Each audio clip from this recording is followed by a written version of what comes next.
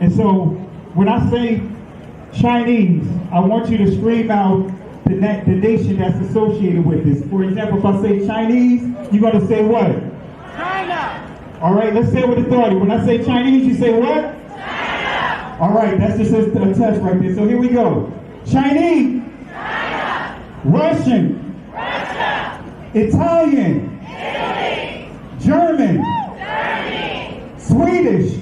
Sweden. Korean. Korea. Egyptian. Egypt. Nigerian. Nigeria. Black. Exactly. Nothing. Tell him, Pastor. Tell him, Pastor. Black, nothing. I hope you were able to successfully identify the issue.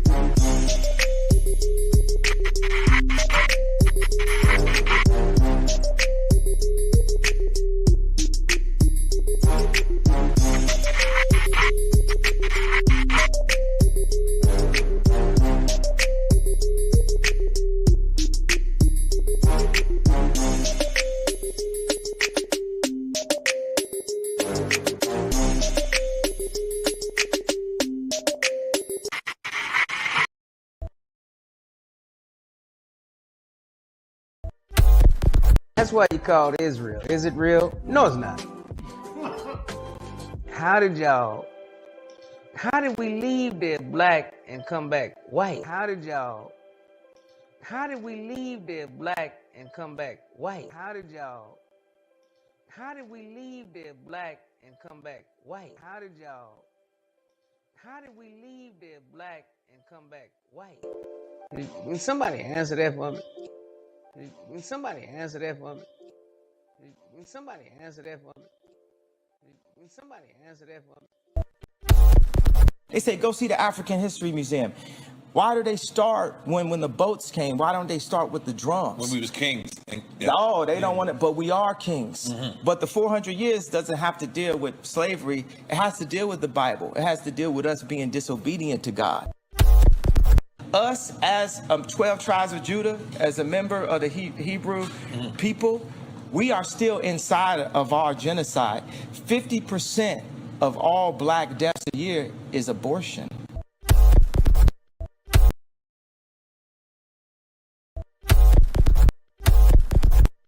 I'm telling you in history about Israel and Egypt and Africa, and they act like them in whole different places. I mean, if I told you Atlanta and Florida was in the South, I'm telling the truth, right? That's the same distance between Israel, Egypt, and Africa. Israel, Egypt, and Africa. Israel, Egypt, and Africa.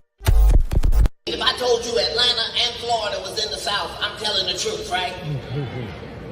That's the same distance between Israel, Egypt, and Africa. Every black person that ain't Muslim is Christian. As far as our family go back. Guess what they don't tell us? How the fuck did all our black families become Christian overnight? How come they don't never tell you what the fuck we stopped doing so we can start doing this? So we can start doing this. So we can start doing this. I'm so glad you're here because you can bring great clarity. Can you tell us a little bit about the Sephardic Jews and how they were scattered because they went west? I sure can. Because the reason why I want to is because a lot of them, and a lot of people don't know this, are in the Caribbean. They are. In the islands. And you're one of them. I know that. One of them. I know that. Because, you know, a lot of folk don't know that those roots are there. One of the first batches of slaves that came to Jamaica they were the Sephardic Jews. It's documented. And they're all over the Caribbean, over the Caribbean, South America, Central America, and even the South Central United States. Wow. And DNA testing is a factor in all this now.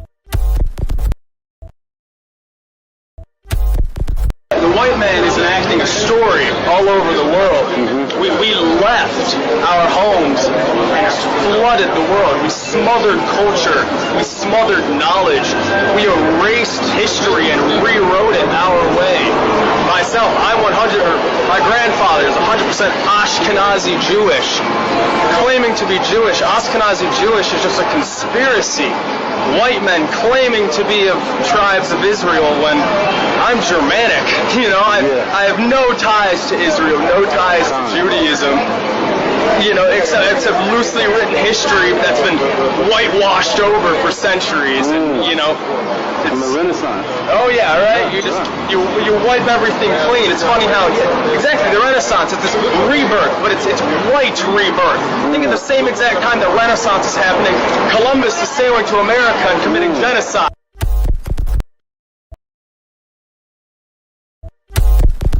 The King James, it says the wages of sin is death. And yet in the Mirror Bible, it says the rewards of the law is death. Well, how do you hook that together? Well, first of all, understand the devil is not trying to get you to sin. He's just trying to get you to keep the law. Because if he can get you to keep the law, you will sin. You see, Romans chapter 7 says, for without the law, sin was dead. There is no sin without a law. There's no transgression of a speed limit if there's, first of all, not a law that gives you a limit, a speed limit. So without the law, there is no sin. Without the law, sin will have no opportunity. And what many people think, they think Satan's trying to get you to sin. And Satan's trying to tempt you to do this or to do that. No. All he's trying to get you to do is to keep the law.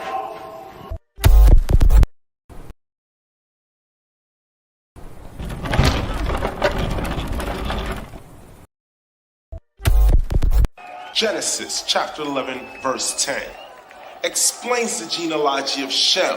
Shem was a black man in Africa. If you repeat this fact, they can't laugh at you. If you repeat this fact, they can't laugh at you. If you repeat this fact, they can't laugh at you.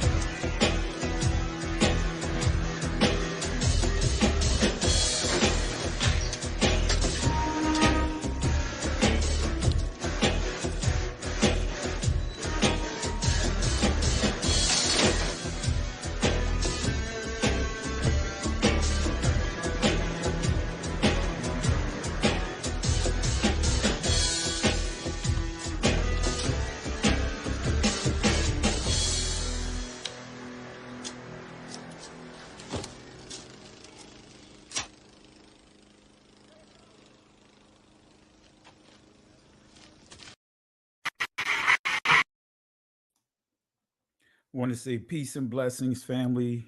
Let me make sure that my mic is set up here correctly. Let me see here. All right, yeah, we good. If you guys can hear me clearly, type 1. If you guys can hear me clearly, type 1. All right, and we're going to go ahead and get started here. If you guys can hear me, type 1. We got a lot to cover tonight, right? We got part 2. This is part 2 from last night's lesson. And family, I encourage you guys, listen to the lesson. You know, we have so many people that are so argumentative, so busy trying to debunk and, you know, listen to the lesson. I had comments that was in the comment section, emails that was sent to me, asking me questions about what was covered in the presentation. You had some that was trying to put a whole dissertation inside the comment section on what I had already covered inside the lesson. So I want to encourage everyone, listen to the whole lesson. Listen to the entire lesson before you form an opinion. Now, last night's lesson was to prove to you that the law is not done away with. You know, the law of Moses, given that clarity. Now, I do have an even more in-depth teaching that I am going to do that's already on this channel, right? I did it about 2 years ago on the covenant. And I'll do that lesson again to go even further, go even deeper with proving that we still have to obey the law, statutes, and commandments and giving proper clarity. So yesterday was just part of that lesson. All right. So I want to make it clear. So for those that are trolling and, want to know more, go look in the thread. You'll see it there. Or when I do the full teaching, whatever arguments that you think you have, I will shut down. It was shut down yesterday, but whatever arguments you think you have, in terms of trying to show, hey, the disciples didn't teach the Gentiles to that they had to learn or they obey the law of Moses and all that other stuff. I gave you proper clarity yesterday, but I could go even deeper with that. All right. So just want to give clarity on that. I'm not going to utilize a lot of this time, a lot of this space dealing with that. But family, again, Shammai or Shammai, which means transliterates to hearken. Also, it means listen with intelligence. Family, we have to have discernment like never before. And so before we get started, and I want to go ahead and give some shout outs here. I want to start by acknowledging here, I want to give thanks to Karima Lyricist for the gift that was shared tonight. Really appreciate the gift that was shared. And family, let's show some love because, really appreciate it. Really appreciate Karima. Really appreciate what you sowed into the platform, to the work that we're doing here. And I really appreciate all the gifts and just the presence of you guys being here. I really appreciate it. So let's show some love, family, for Miss Karima Lyricist. And actually want to know more about the lyricist portion of your title, because it looks like you are, according to your title, that you're a writer. I used to be into slam poetry, used to do the hip hop scene, but I also was in slam poetry. And when I was in the New York, New Jersey area, I used to go over to the New Eurekan a lot. Also used to go to a place called Bogies. Man, I had a lot of memories back then over in East Orange, New Jersey. So we used to go over there to the Bogies, and I'm sure those that are from the Brick City, North New Jersey, that was there in the early 2000s would know what I'm talking about when I mentioned Bogies. That was just a unique place, Bogies. And we used to make our runs going over to the New Eurekan. A lot of people that I used to roll with, Talam AC, Lamar Hill. Actually, Lamar Hill and I were military buddies back in the day. So Lamar Hill, Talam AC, Helena, she's still doing her thing over there. Actually, she's also achieved her doctorate. She does social work over in New York, but she's doing a lot in the poetry, spoken word scene. So would definitely like to know more about your writing, and so would love to have, even possibly if you're okay with it, to bring you on the channel, and talk about it. Really interested in your work. So let's go ahead and do some shout outs real quick here, family. Again, let's show some love for Karima Lyricist. And if you have a YouTube channel, feel free to let me know, and we'll definitely bring it up here and introduce it to the rest of the people. So I want to start off by saying peace and blessings to Zena Roan. And I hope I pronounced it correctly. And my apologies if I didn't. My apologies. Peace and blessings to Darnell Blackshear, Ali Power. Peace and blessings to you. Let's see here. Ban Yam Yan Yashara Al. Want to say peace and blessings to you. Yaquaba, want to say peace and blessings to you. Let's see here. Sister Joy, really appreciate you. Thank you for the love and support. Peace and blessings to you. Sister Carol, want to say peace and blessings to you. Now, what are you screaming about, Sister Carol? What's so funny? Or are you guys laughing at the image that's in the background? Maybe that's what it is. I was just curious what's the joke, and that's probably what it is. You guys are laughing at the backdrop here, But you guys know how I am. Like the imagery is part of bringing forth a certain message, and so you guys already know the message that I want to bring out today. So appreciate you, Sister Carol. Stay on Fire Ministry. Want to say peace and blessings to you. Amiyah, want to say peace and blessings to you. Ernest Higgs, peace and blessings to you. Want to say shalom to you. Thank you for the love and support. Yvette Rivera, want to say peace and blessings to you. Shalom to you, sis. Let's see here. Susan Gibney, want to say peace and blessings to you. Jay Bow, want to say peace and blessings to you. Let's see here. Who else do we have here? I know the chat's starting to pick up here. Let's see here.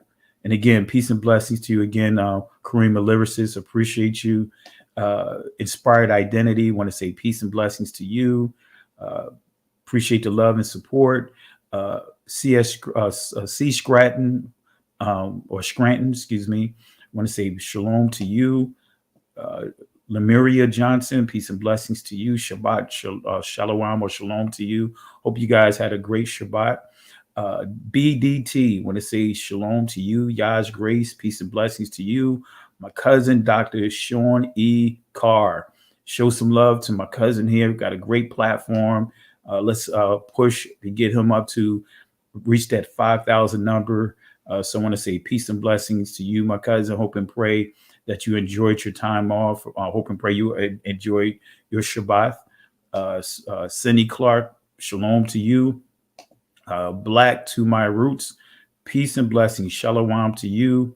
Who else do we have here? Rashida, want to say peace and blessings to you. Let's see here. Diamond Love, peace and blessings to you. Sia, peace and blessings. Charles West, Second Exodus, Diamond Love, want to say peace and blessings to you guys. Who else do I have here? Dexter Lyons, want to say peace and blessings to you, my brother. Shalom to you. And really appreciate you making that transition like I did, coming out of the church, and especially knowing the whole Kojic scene. So you really understand the details and, and the things that I speak on when we're dealing with the Pentecostal movement and some of the things, the traditions that we had to deal with even over there. So really appreciate you, my brother. Let's see here. Let's see. Did I get everyone? Mr. West or Mr. W, want to say peace and blessings to you. Dimitri, peace and blessings to you. Shalom to you. Sheila, Sister Sheila, blessings. Want to say peace and blessings to you. Black to my roots. Victor Wheatley. And I'm trying to get through this because there are more and more people popping on. So if I miss your name, please don't charge it to my heart. Charge it to my head, not to my heart. Old school right there. Angela Bowden, want to say peace and blessings to you. Let's see here. Monica Dixon, peace and blessings to you. I think we got everyone. And again, we'll ask questions to get more participation, and that'll give me more opportunities to acknowledge you guys that are here inside the chat. And again, I really appreciate the love and support from you guys. So we're going to go ahead and get started, family. We're going to go ahead and get started. And also want to just say peace and blessings. Thank you, brother Nirya Yashara Al. Thank you for the gift here. Really appreciate the blessing. You really investing into the works that we do here. Family, let's show brother Nirya Yashara Al. Let's show some love for him for the gift to our platform, not my platform, to our platform. Let's show him some love here. All right. So again, really appreciate the gift here. Let me pull you up here so everyone can see you. Really appreciate you. All right. So let's see here. C. Brooke, want to say peace and blessings to you as well. Thank you for the love and support. And I want to say peace and blessings to my brother Jay Highstyle is in the building. Everyone, let's give some love, show some love for Jay Highstyle. That's my buddy right here.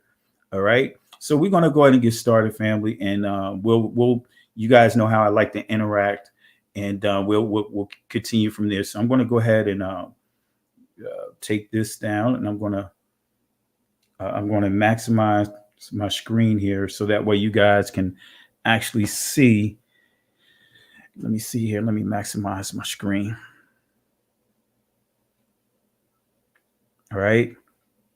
So we're going to pick up where we left off last night, right? We are going to pick up where we left off last night. And I want to set the tone by showing this video clip one more time, and then we'll get into the lesson, because I did say I was going to give a little sample of this mirror Bible that Creflo was quoting from, right? So we're gonna go ahead and show that clip, and then we're going to get right into it because we have a lot to cover tonight. So really appreciate you guys for enduring to the end of the lesson last night. Many of you guys wanted me to continue on, but had to teach this morning at our Shabbat service. So, but nevertheless, let's go ahead and show this clip, and then we'll get right into the lesson. The King James, it says the wages of sin is death. And yet in the Mirror Bible, it says the rewards of the law is death. Well, how do you hook that together? Well, first of all, understand the devil is not trying to get you to sin. He's just trying to get you to keep the law. Because if he can get you to keep the law, you will sin. You see, Romans chapter 7 says, for without the law, sin was dead. There is no sin without a law. There's no transgression of a speed limit if there's, first of all, not a law that gives you a limit, a speed limit. So without the law, there is no sin. Without the law, sin will have no opportunity. And what many people think, they think Satan's trying to get you to sin. And Satan's trying to tempt you to do this or to do that. No. All he's trying to get you to do is to keep the law.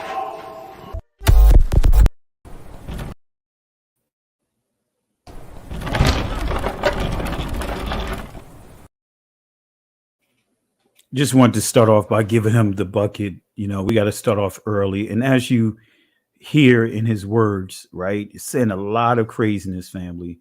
And so tonight we're going to knock down the witchcraft that this warlock is spewing out there. And I'm going to call it like it is. Anyone that is bending, twisting the word of the Most High is a warlock, is a witch. And I can't believe that many people are trying to celebrate this person. Now, I will say this as I stated last night, right? The Most High have a great sense of humor. Now the church is going to have to answer the question, because those that are teaching that we're not under the law, but then teaching tithe, right? That's a contradiction. Teaching tithe, but you're not teaching the Shabbat. That's a contradiction. How can you teach the tithe, right? And the tithe, right, existed before Israel came about, conceived. The Shabbat was there from the very beginning. So how can you say we're not under the law, but you still doing the tithe? How can you say we're not under the law, right? You're doing tithe, but you're not honoring the Shabbat. So those are some of the questions that we should be asking. So the silver lining out of all of this, it's forcing the church to talk. It's forcing them to address things that they've been kicking the can down the road. Right? So that's the only silver lining that I see in this, that is forcing more discussions. Now, the flip side of this, right, family, I'm seeing a lot of Bruce, really champion Creflo, not just Bruce, but other people champion him because of what he said about the tithe. Family, Creflo did not apologize, and his reasoning for saying that the tithe, right, is no longer in effect is because he disregards the law and the prophets. The law, which is the first 5 books of the Bible, and the prophets, which is the works of the prophets that the Most High used. So I encourage you guys, watch part 1, and I actually go into depth explaining this. Okay. So again, that's the silver lining out of this. So tonight, what we're going to focus on, we are going to focus on breaking down the tithe. What is the tithe? Are we required to continue tithing? You know, did the Messiah do away with the tithe? Did the Most High say stop tithing? We are going to answer these questions. We are going to answer the questions of people floating around this idea among the Hebrew Israelite community that the Levitical priest no longer exists. We got a lot to cover tonight. We have a lot to cover tonight, and we're going to do that. We're going to achieve that tonight. I want to show some love. Everyone, 78 Yvette. Let's show Sister Yvette some love for her gift that she blessed us with tonight. Let's show us some love, family. Everyone in the chat, let's show us some love. And moderators, let's make sure, too, that if we have anyone trolling, trying to be a distraction, you guys already know how to handle that. All right. You know what to do. So, but again, thank you, Sister Yvette. Thank you for the love, support. Really appreciate you. So again, family, let's show Sister Yvette some love here for the contribution tonight. Really appreciate you for us just really investing in what we do here on We Woke Now. All right. So let's go ahead and talk about this. Let's go ahead and talk about this. All right. Here we go. Let's start with 2 Corinthians chapter 11, verse 14 and 15.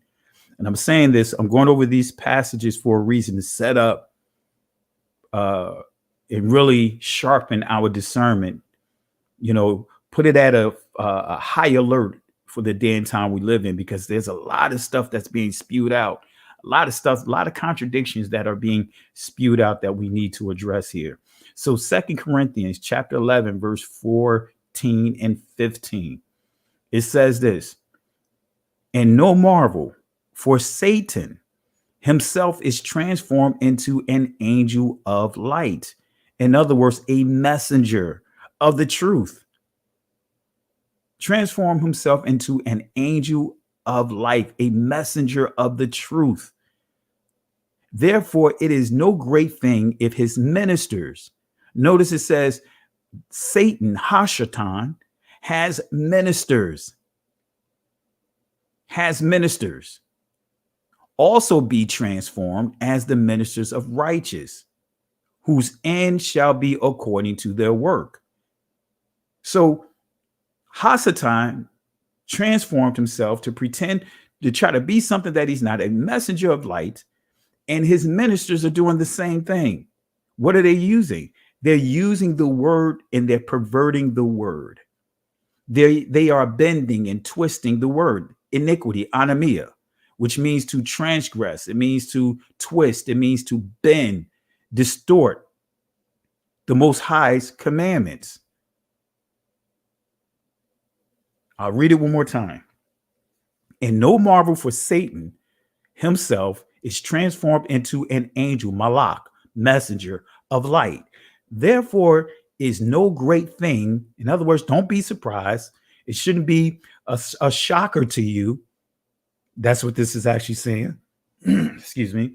That his ministers are doing the same thing, pretending to be messengers of light, messengers of the truth, pretending, trying to look the part as if they are righteous. As you see it, transformed as the ministers of righteousness, whose end shall be according to their works. So if Hasatan and his ministers pretend to be messengers of light, this means they also have a doctrine. Let me say that again.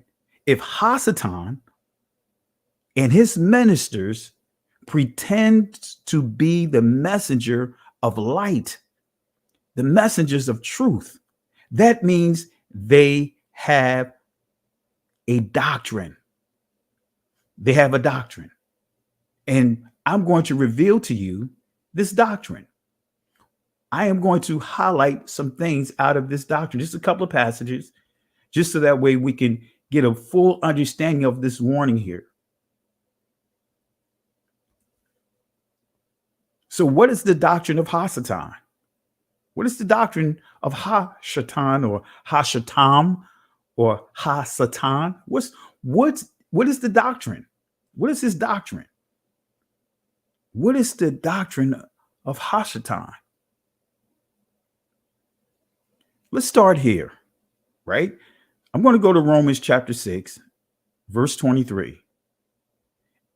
And I want you guys to pay attention to this. Now, this is the KJV version I'm going to give you, but then I'm going to show you out of the paraphrased Bible that Creflo Dollar teach from, and many of these mega ministry preachers and their understudies teach from. They teach from what is called the Mirror's Bible, the Mirror Bible, which is an extreme paraphrase Bible. See, a paraphrase Bible is basically someone putting the text into their own words, their own expressions, like the Message Bible, even though it's listed as a translation, right? But really the Message Bible is really a paraphrase Bible. Okay, so let's go to Romans chapter 6, verse 23. And family, go to this verse with me. Go to this verse with me, because I want you to see this. Here we go. For the wages of sin is death, but the gift of Yahweh is eternal life. Through Yahweh Shai Hamashiach, in other words, Jesus the Christ, our Adonai, in other words, Lord. Right? Yours going to read without Yahweh, you'll see God here, and you'll just see Jesus Christ, and you see Lord. All right. But here, because we know that the ancient Israelites did not use generic terms, it was very descriptive with what they wrote. These are translations that inserted the word God and Lord. So what you see here is the actual ancient pronunciation of the Most High's name. All right. And his son's name. And we see Lord where the word Lord transliterates from. So I'll read it one more time. For the wages, and you see the actual way it reads in your Bible, for the wages of sin is death, but the gift of God is eternal life through Jesus Christ our Lord. So for the wages of sin is death, but the gift of Yahweh is eternal life through Yahweh Shai Hamashiach, Jesus the Christ, our Adonai. Now let's go to the Mirror Bible. Let's see how the Mirror Bible reads. And I want you guys to pay attention to this. Pull your Bibles out. Some of you guys shake the dust off, because I know we so used to having Bible apps. Pull out that physical Bible. We're going to have Bible study tonight. Pull out your physical Bible, right? Shake the dust off of it, right? And go to Romans chapter 6, verse 23. If you're using the KJV, fine. If you're using the Amplified Bible, fine. If you're using the NIV, but it's still not going to read the way that I'm going to share with you. I'm not going to knock you right now, but we'll deal with the different Bible translations and the manuscripts another time. But here we go. Let's go here. Have it out here, family. Now you read it as I read it. Now let me go into the Mirror's Bible. Let's see what the Mirror Bible read. This is that same passage in the Mirror's Bible. Notice what it says here. The reward of the law is death. Notice what it says. The reward of the law is death. You can't make this up, family. You cannot make this up. The reward of the law is death. What? That's what it says in the Mirror Bible. This is what he's quoting. Let me pull up the clip again for those that have joined late. Let's hear what Creflo says again, because he's going to make reference to the Mirror Bible, and he's going to quote what you see here on your screen. Here it is. King James, it says the wages of sin is death. And yet in the Mirror Bible, it says the rewards of the law is death. Well, how do you hook that together? Well, first of all, understand the devil is not trying to get you to sin. He's just trying to get you to keep the law. Because if he can get you to keep the law, you will sin.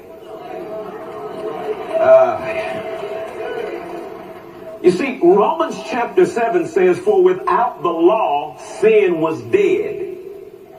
There is no sin without a law. There's no transgression of a speed limit if there's, first of all, not a law that gives you a limit, a speed limit.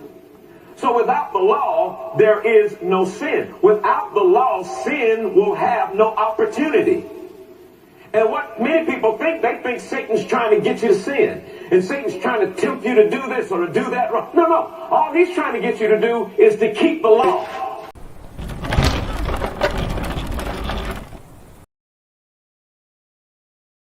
All right, family. So you heard him teach out of the Mirror Bible. He read this out of the Mirror Bible. He read out of the Mirror Bible. And guess what? To all those that are in the church who's teaching that the law is dead, teaching that, that we're not to adhere to the law, statutes and commandments of the Most High. You're wrong. You're in sin. And we're going to do a special teaching on that. We're going to do a special teaching on that. Right? We're going to do a special teaching on that. But again, notice what it says here. It says here, the reward of the law is death. So this is what Creflo says, that, hey, you know what? Satan wants you to honor the law. Come on, family. Is that a forked tongue or what? The reward of the law is death. The gift of grace is life. The bottom line is this. Sin employs you like a soldier for its cause and rewards you with death. God's gifts you with the highest quality of life, all wrapped up in Christ Jesus, our leader. See, family, this is why you have to be careful with all these different versions, and because version is just a version of somebody else's translation or paraphrase version of the Bible. You got to be careful of this. Know what manuscripts that it's based off of. That's why I stay clear of any Bible that's based off of the Alexandria manuscript, the Codex Sinaiticus, which you also have the Codex Vaticanus, right? I stay away from those because you'll see that in comparison to those Bibles that comes out of that are based off of those manuscripts, you'll see that there's a lot of Gnostic overtones to those set of manuscripts. All right, so let's go to another passage here, and we'll get into our meat and potatoes here tonight. Right, this is Romans chapter 7, because he mentioned Romans chapter 7, and we're going to highlight verse 8 through 10 inside his Mirror Bible. Notice what his Mirror Bible says. But the commandment triggered sin into action.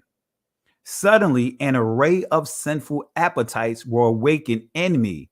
The law broke sin's dormancy. So what this is saying, they're saying once the Most High gave a command, it caused sin to enter in. As long as he didn't come up with any commandments, that there was nothing that can be considered sin. Family, that is the spirit of lasciviousness. When you don't have no rules, when you don't have no boundaries, any and everything goes. That's the Genesis 3:5 doctrine that I call it. That's what this is promoting. That you can remove the Most High out of what righteousness is. You don't need the Most High, so to speak, as Hasatan was saying to Eve, to be inside our business. You could establish your own boundaries.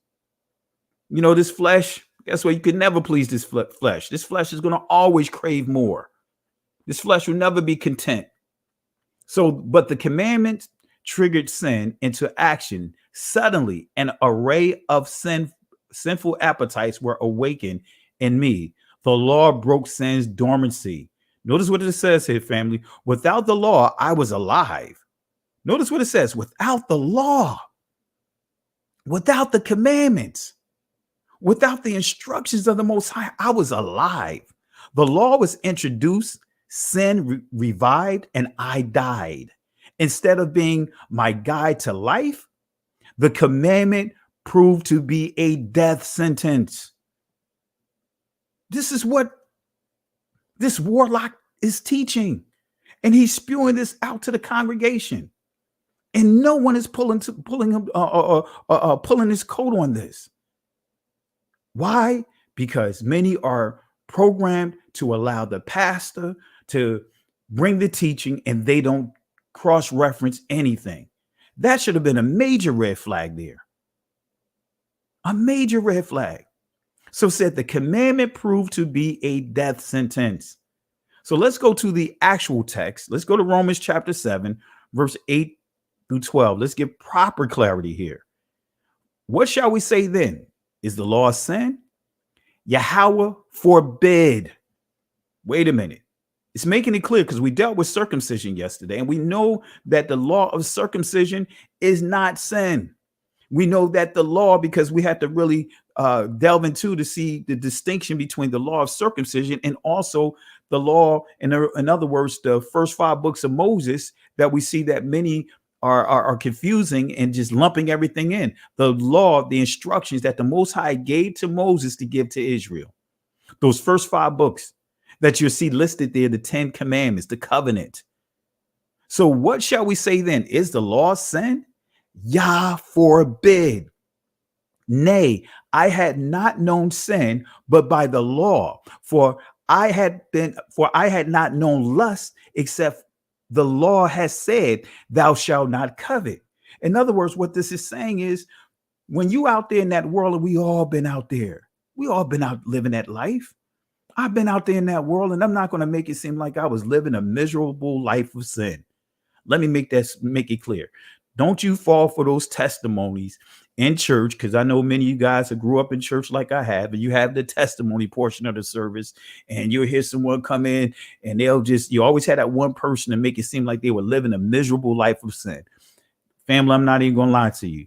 I was out in the world and I enjoyed being out there in the world for a moment, because even that had its price, right? So without any boundaries, your flesh is going to crave more and more and more until it completely dries you out. Family, none of us can handle 100% of ourselves uncut. I cannot handle me, Pastor Richardson, 100% uncut. Man, most of us can't even handle 30% of ourselves uncut. Can you imagine 100% of yourself uncut? No boundaries? Where would you be right now? Most of us would be dead right now. So what shall we say then? Is the law sin? Yahweh forbid. Nay, I had not known sin, but by the law, for I had not known lust, except the law had said, thou shalt not covet. It goes on to say, but sin taking occasion by the commandment wrought me in all manner of concupiscence. For without the law, sin was dead. For I was alive without the law once, but when the commandment came, sin revived and I died. And I'm going to explain this real quick here. And then when we get to verse 10 and 11, this is the key. This is what you have to read here. This is the part that they don't continue on. Verse 10 says, and the commandment which was ordained to life, I found to be unto death. Right? Notice this. We're going to give clarity here. For sin taking occasion by the commandment deceived me. For sin taking occasion by the commandment deceived me, and by it slew me. But notice what verse 12 says. Wherefore the law is holy, and the commandment holy, just and good. So let me make it clear. The law, the commandments are not going to lead you into sin. It's not going to deceive you. That's what Paul is making it clear here. The law is not sin. Now I'm going to explain this text to you to put things in its proper perspective, because it says in verse 12, wherefore the law. Now we know that law is it's interchangeable with instructions, statutes, instructions. So the instructions of the Most High is holy, and the commandment, right? Holy, just, and good. So that shuts down and all the nonsense of how many within the church teach the law, statutes, and commandments. So the law is holy. In other words, set apart and full of purity, majesty, and glory. Set apart in that it reveals Yahweh's nature and will. It's set apart in that it exposes sin, all that is contrary to Yahweh's nature and his will. So that's the key. No, it's not the commandments of the Most High is bringing us into sin. No, it's allowing us to see what sin really is. It's bringing boundaries, letting us know what we should not be doing. Because without this, lasciviousness. That's what Israel went into this state when you read the time of the judges, before the time of the kings came into play. Said Israel did what was right in their own eyes. They did what was right in their own eyes. Family, this is the stuff we have to be careful of. The law is holy in that it is different and set apart from everything else on earth. So what Paul is saying, before he actually understood the law, statutes, and commandments, when basically he was free to doing whatever he wanted to do because he had no boundaries. See, that's what happens. And I believe all of us came to this thought, right? Had this thought before. It seemed like once you came into the knowledge of the Most High, gave your life over to Christ, it seemed like that's when things really got harder. Well, actually it did. Because when you were out in that world, just like being on that wide road, right? That wide road, you don't have to give up anything. But once you get onto that narrow road, going through that straight gate, now you got to give up stuff. That's the dirty road, because you got to give up stuff. You can't just go through the eye of the needle. You can't just take all your garbage and junk there. You got to get rid of stuff. You got to downsize. So family, this is what is being taught, and we're going to deal with this even more, right?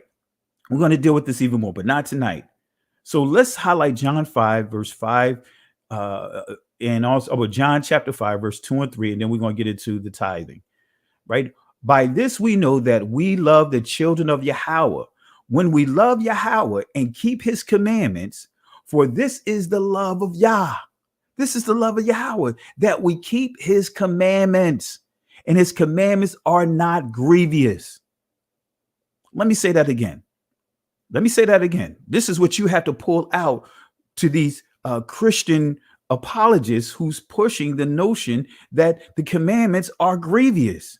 That's how they teach it. Oh, nobody could understand the law. Nobody could keep the law.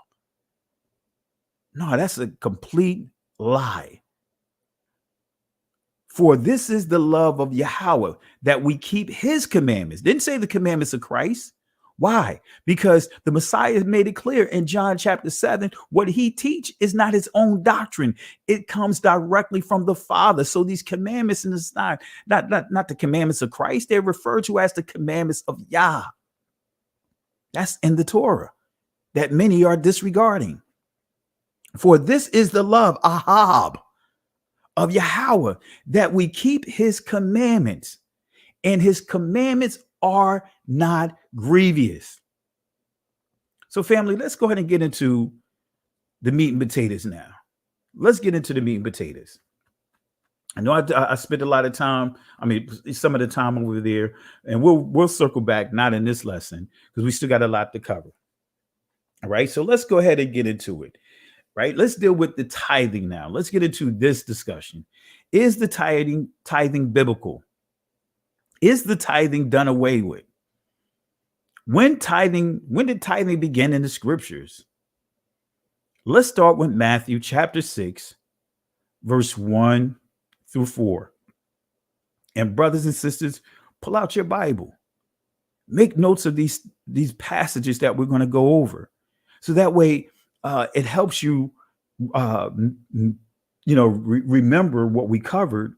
Right? Because as I'm stating it and you're reading it, now you're actually recording it. You're becoming what is called a good witness. right? So then when you go to play it back in your memory, you can play it back with accuracy. That's the key. We're all called to be a witness, but a good witness is measured by the playback. If you don't have a good playback, you're not a good witness. So write it down, go to the scriptures, so that way you can retain this information even more. Okay. So let's go to Matthew chapter 6, verse 1 through 4. Take heed, right, that ye do not your alms before men to be seen of them. Otherwise, ye have no reward of your Father which is in heaven. Therefore, when thou doest thine alms, do not sound the trumpet before thee, as the hypocrites do, right? Because you guys been in church, especially being in Kojic, man, they will broadcast the tithes, they'll broadcast the offerings. They have their $100 lines. You some of you guys seen how they raise money? Sound like they auctioning. All right, we're going to go ahead and lift the offering here. We have a goal here, Pastor. What's the goal here? Oh, you're not going to say right now. Okay, well, this is what we're going to do. All right, we're going to just go ahead and start off. We're going to start off with a $100 line. If there's anyone right now have a $100 line, God doesn't like God loves a cheerful giver. Is there anyone in here that have $100? Matter of fact, if we could get 10 people inside the assembly can give us $100, then that'll help set the tone. All right, come on, let's jump up in the line. Now, do we have anyone that have 50? Can we get anyone that have 50? Come on, jump up right behind them. All right, do we have anyone here that have $20? All right, come on, guys, come on, let's do this fast. I don't believe in preaching. I don't believe in auctioning God. So we got the 20. All right, now anyone that have $10? All right, come on up. Now, all right, the rest of you guys, come on. Then you go through all of that, lifting the offering. Then they come back. Oh, we're short $1,000. All right. Now we could do this pretty quick. All right. If we could get 10 people to give a $100, we could get through this pretty quick. 10 people give $100, or can we get 20 people give $50? They will go down the line.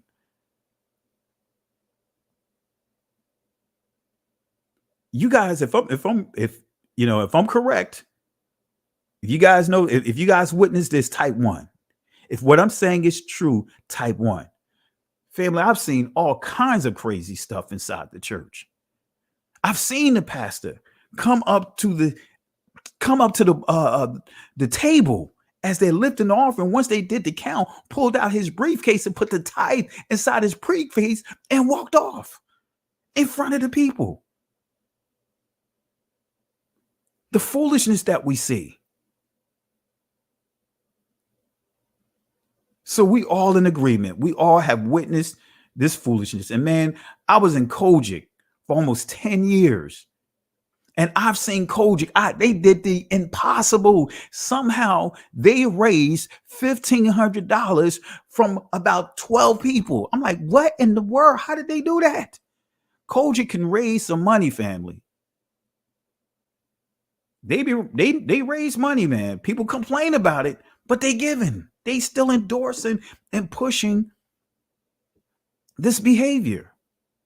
And this is not, and don't get into the doozies. Don't get into your report. That's in Kojic, they call it the report, especially when you go to the different conferences. They call it the report. Everyone have to give a report. If you're an elder, you have to give a report. If you're a minister, you have to give a report. The lay people, you have to give a report. It's all a certain amount. Come on, family. It's all up in the church. Now, in the Baptist church that I grew up at, they had people paying dues. You had to pay dues. You had tithes and offering, and you had dues. Okay, so here it's saying, therefore, when thou doest thine alms, right? Now, let me go back to the beginning here. Let's go back. Yeah, let's see if I have verse 1. Let's break this down. Take heed that ye do not your alms before men to be seen of them. And you have people doing offering lines to be seen. Otherwise, ye have no reward of your Father which is in heaven. Therefore, when thou doest thine alms, do not sound a trumpet You don't have to broadcast what you're doing for the Most High, right? Do not sound a trumpet before thee as the hypocrites do in the synagogues and in the streets, that they may have glory of men. Verily I say unto you, they have their reward. Verse 3, but when thou doest alms, let not thy left hand know what thy right hand doeth, that thine alms may be in secret, and thy Father which seeth in secret himself shall reward thee openly. So, family, we need to understand, right? Tithing begins with understanding the alms. The understanding of tithing begins with understanding the alms. Let me say that again. And I want you guys to pay attention here. I really want y'all to grab this. In order for you to truly understand tithing, you have to understand alms. So let's deal with alms. Let's start with alms, and we're going to walk through this. We're going to slow walk this here, right? Compassionateness, an example, as exercised towards the poor, right? We see here benefaction. We see this is the key that I really want to highlight: a donation to the poor, alms. So again, we see compassionateness, exercise towards the poor, a donation to the poor. And I'm going to break this down here so that way you guys can understand this. Alms simply means compassionateness exercised towards the poor. Because the reason why I'm going through this, because there's a lot of people within the Israelite community, right, that are teaching that tithe is done away with, but we give alms. Family, that's not correct. We're going to put this all together, right? We're going to put all of this together so that way you can have a better understanding. And I want to make this clear. I am not teaching tithing and alms with the goal of you guys giving me money. That's not my goal here. My goal is so that way you guys understand what it means. And then guess what? You do what you're supposed to do. That's between you and the Most High. It's not me here to micromanage anyone. In our assembly, I taught the principles, the truth about tithing, right? And guess what? I don't know what anyone give. I keep out of that. I don't have any questions. The ministers, all that they do, they give whatever they give is between them and the Most High. So I want to make sure we clear on that. So don't feel like I'm doing this lesson because I'm trying to raise money. No, that's not what this is. This is to give you a proper understanding. Many churches, right, they have their ministers give them their pay stubs so they can establish how much and how and what to expect in terms of their tithe. They have their members, right? They have the people give their pay stubs, their tax statements, so they know exactly what the people are in their mind supposed to give. Nah, we don't do all of that. Never have, never agree with all that stuff. You know, that's just over the top. Whatever in our assembly the people give, you know, that's not for me to go back to them and say, hey, family, you know what? Looking here at the offering, you haven't really been given. No, we don't do that. All right, we don't do that. So alms simply means compassionateness exercised towards the poor. Okay. So let's go to alms under the Oxford Dictionary. Let's see what the Oxford Dictionary says about this. It says money or food given to the poor. Okay. So according to Oxford, alms means money given to the poor. Now let's go to the Etymology Dictionary of alms. It says charitable relief of the poor. Alms giving, right? Act of relieving the needy. So again, as we see here, alms means charitable relief of the poor. So we see alms is in connection to those that are in need. And we're going to double back to this. Make a note of this. So alms means charitable relief to those that are in need, to the poor, those that are financially challenged. Here's the Greek definition of the word charity. Here's the Greek definition of it. Notice what it says. Love, an example, affection, benevolence, charity, goodwill, Now, guys, have you got confused by this as well? Because I used to ask this question when I was growing up in the Baptist church. Because you have the tithes and offering, then you also had the benevolence offering, and I'm asking myself, because I was a little whiz kid when it came to the Bible. I did a lot of reading of it, was in all kinds of competitions, Bible bowls, and all of that growing up in the Baptist church. So I had questions, and I couldn't wrap my head around this. Right? I couldn't wrap my head around this. Have you guys asked the question? What's the difference, especially if you guys came up in the Baptist church? See, I grew up Baptist, but I had Pentecostal pastors in my family, Kojic, all kinds of high positions within there. And then once my wife and I, when we got married, we went into our first 10 years of our marriage, we were in Kojic. So have you guys asked this question? Benevolence. Wait a minute, we got tithes and offering, but then you have a benevolence offering. That didn't make sense, because the benevolence is supposed to be towards those that are in need. Benevolence, right? As we just pointed out, benevolence, alms. So how do you have tithes and you have offering? Then you have a separate offering that says benevolence. See, family, benevolence is interchangeable with alms. So how do you have tithes and offering and you have a separate benevolence offering? That's a contradiction. That in itself tell you that it makes absolutely no sense, that they are incorrect. So we're going to break this down as I'm pointing out. So let's go to the benevolent. Let's see what the word benevolence for the poor.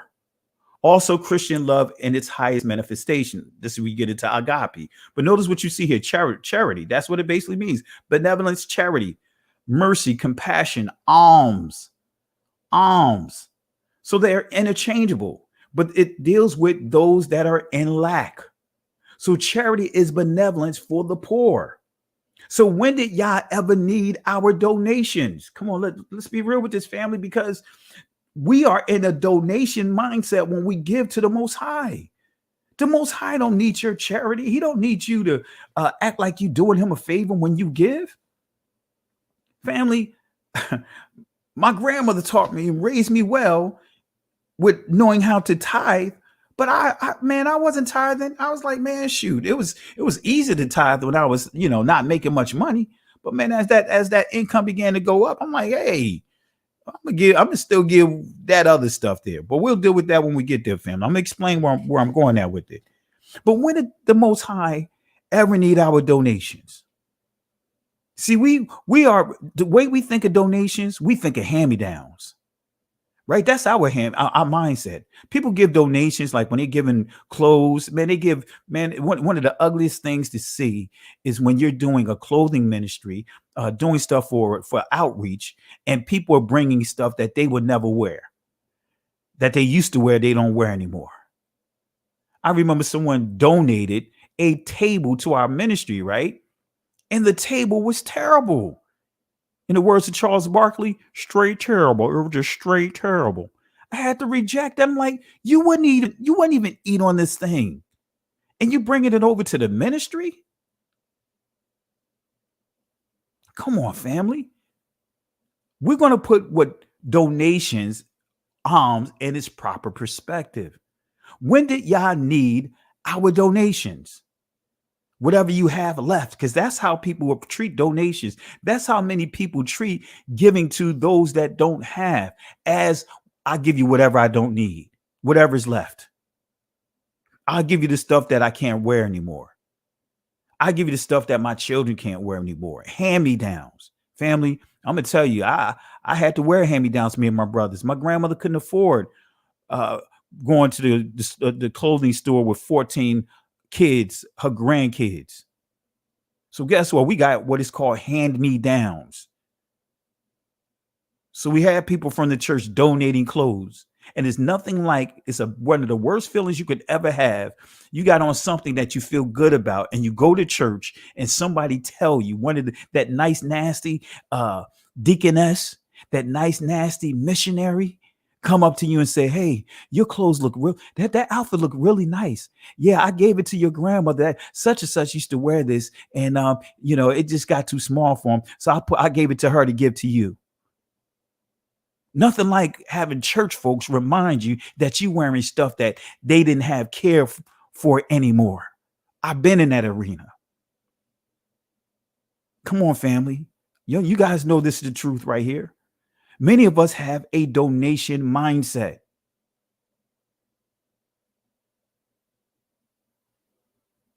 All right. When? That nice, nasty. I didn't know that we were poor until I went to church. I didn't know we were poor until I went to church. It was church folks that told me I was poor. Come on, family. I could give you some testimonies. But not everyone in the church was like that, because there was some men in the church that took care of me. All right. I'll share that testimony another time. All right. When did Yah ever need our donations? Let's go to Job chapter 22, verse 9. Right. Thou hast sent widows away empty, and the arms of the fatherless have been broken. So what this is doing is, what this passage is highlighting, when Job, you guys already know the story of Job, his body, he's dealing with all kinds of ailments in his body. His friends trying to figure out what's the source. So they're asking him, hey, maybe you're going through what you're going through because you didn't take care of the fatherless. You didn't take care of the widows. That's what he's highlighting here. Thou hast sent widows away empty, Rayaquam, and the arms of the fatherless have been broken, Daka or Daka'a. So Eliphaz was the first of Job's three close friends to address him after his personal tragedies. This was Eliphaz's third and final appeal to Job, spoken out of deep concern for his friend. He knew that Job was suffering and bearing excruciating pain due to a dreadful and possibly terminal illness. Eliphaz began to conclude that maybe Yah was punishing Job to lead him to repentance or to prepare him for death. So Eliphaz began to name some specific sins he thought Job might be guilty of. So he said, not giving to the widows and fatherless, right? Disregarding, maybe he's going through all what he's going through because of how he's treating the widows and the fatherless, the orphans. Now, this is the law here. This is coming out of Exodus 22, verse 21 through 24. Notice what it says here. Thou shalt neither vex a stranger nor oppress him, for ye were strangers in the land of Egypt. Ye shall not afflict any widow or fatherless child. Let me read it one more time. Thou shalt neither vex Thana or Thawana, a stranger, Garyam or Garayam, nor oppress Lakat Tazah or Lakat him, for ye were strangers in the land of Egypt. Ye shall not afflict Aina, any widow or fatherless child, Mathai or Mawathai. The Most High is very strict on this.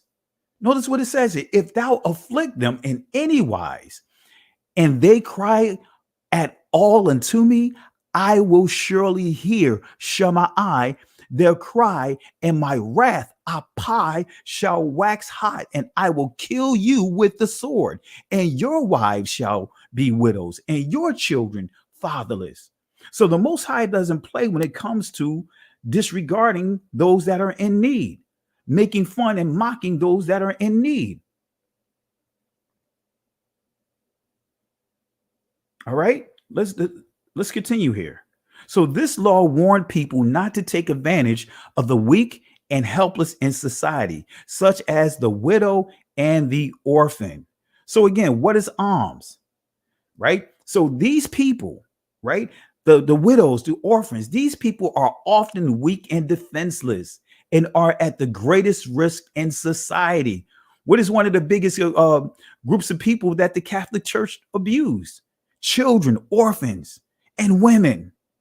A lot of those nuns. They abuse those people. You can look at the horror stories on this. People that was vulnerable. Why? Because the widows, the orphans, these people are often weak and defenseless and are at the greatest risk in society. This law would apply to any person who is helpless, defenseless, unprotected, and vulnerable. But in most societies, the two most helpless classes of people are the orphans and widows. So the widow had she had dependency upon the provisions and protection of her husband. And now he was no longer there. Let me say that again. The widow, her dependency was upon the provisions, were based on the provisions and protection of her husband. And once he died, those resources, that protection was no longer there for her. And so men, right, especially during the biblical times, and we see this happening today among our communities, not just in the church, but outside the church, inside this Hebrew awakening. Guess what? There are men that are prowling, making attempts to prey on the women, the single women, the widows. We see it right now. It's happening in the church and outside the church. Men on the prowl making attempts to prey on them. They would come to gain personal or sexual favors or to offer fraudulent business deals. The widow would be bombarded with all sorts of proposals and most likely would be ill-equipped to handle them. Here's an example of that. Ruth chapter 2, verse 8 and 9. Then said Boaz unto Ruth, hearest thou not my daughter, not to glean in another field, neither go from hence, but abide here fast by my maidens. Let me read it again. This is Boaz saying this to Ruth, right? Go not to glean in another field, neither go from hence, but abide here fast by my maidens. Let thine eyes be on the field that they do reap, and go thou after them. Have I not charged the young men that they shall not touch thee? See, Boaz had to tell the men and on his property, stay away from the women. Come on, family. We still have to say the same thing about the men today. Stay away from the women. I know she's single. She's a widow. Leave her alone. Because even back then, our brothers and sisters were basically scheming, preying on the vulnerable, the widows, the single women. Come on, family, it's right here in the scripture. This is not new. This is still happening today among our community. Have I not charged the young men that they shall not touch thee? And when thou art athirst, go into thy vessels and drink of that which the young men have drawn. So, giving you clarity, Boaz spotted Ruth picking up leftovers, right? Leftover grain behind the women who were trying to, who were tying the grain into the sheaves, the bundles. Ruth had requested permission to glean behind the harvesters. He immediately sought to help her by inviting her to glean in his fields and in his fields alone. All right. So Boaz promised to protect and provide for her. He informed her that he had instructed his men not to touch her, keep away from her, and that she could drink water from the very jars provided for his workers. So again, I highlighted that the women were in a very widow is in a very vulnerable position, but the orphans are in a more fragile position because they're young. They can't protect themselves by any means. So an orphan had little or no rights. They had no one to state his case, his or her case, or to speak out on his or her defense. They are alone, without the protection of a parent to love and care for them. So again, did the alms replace the tithe? Family, did the alms replace the tithe? No. But let me make this clear. The tithe sets up the alms. We're going to get into the deep water here. The tithe sets up the alms. Let me say that again. You can't say you're giving alms and you don't tithe. They go hand in hand. The tithe sets up the alms.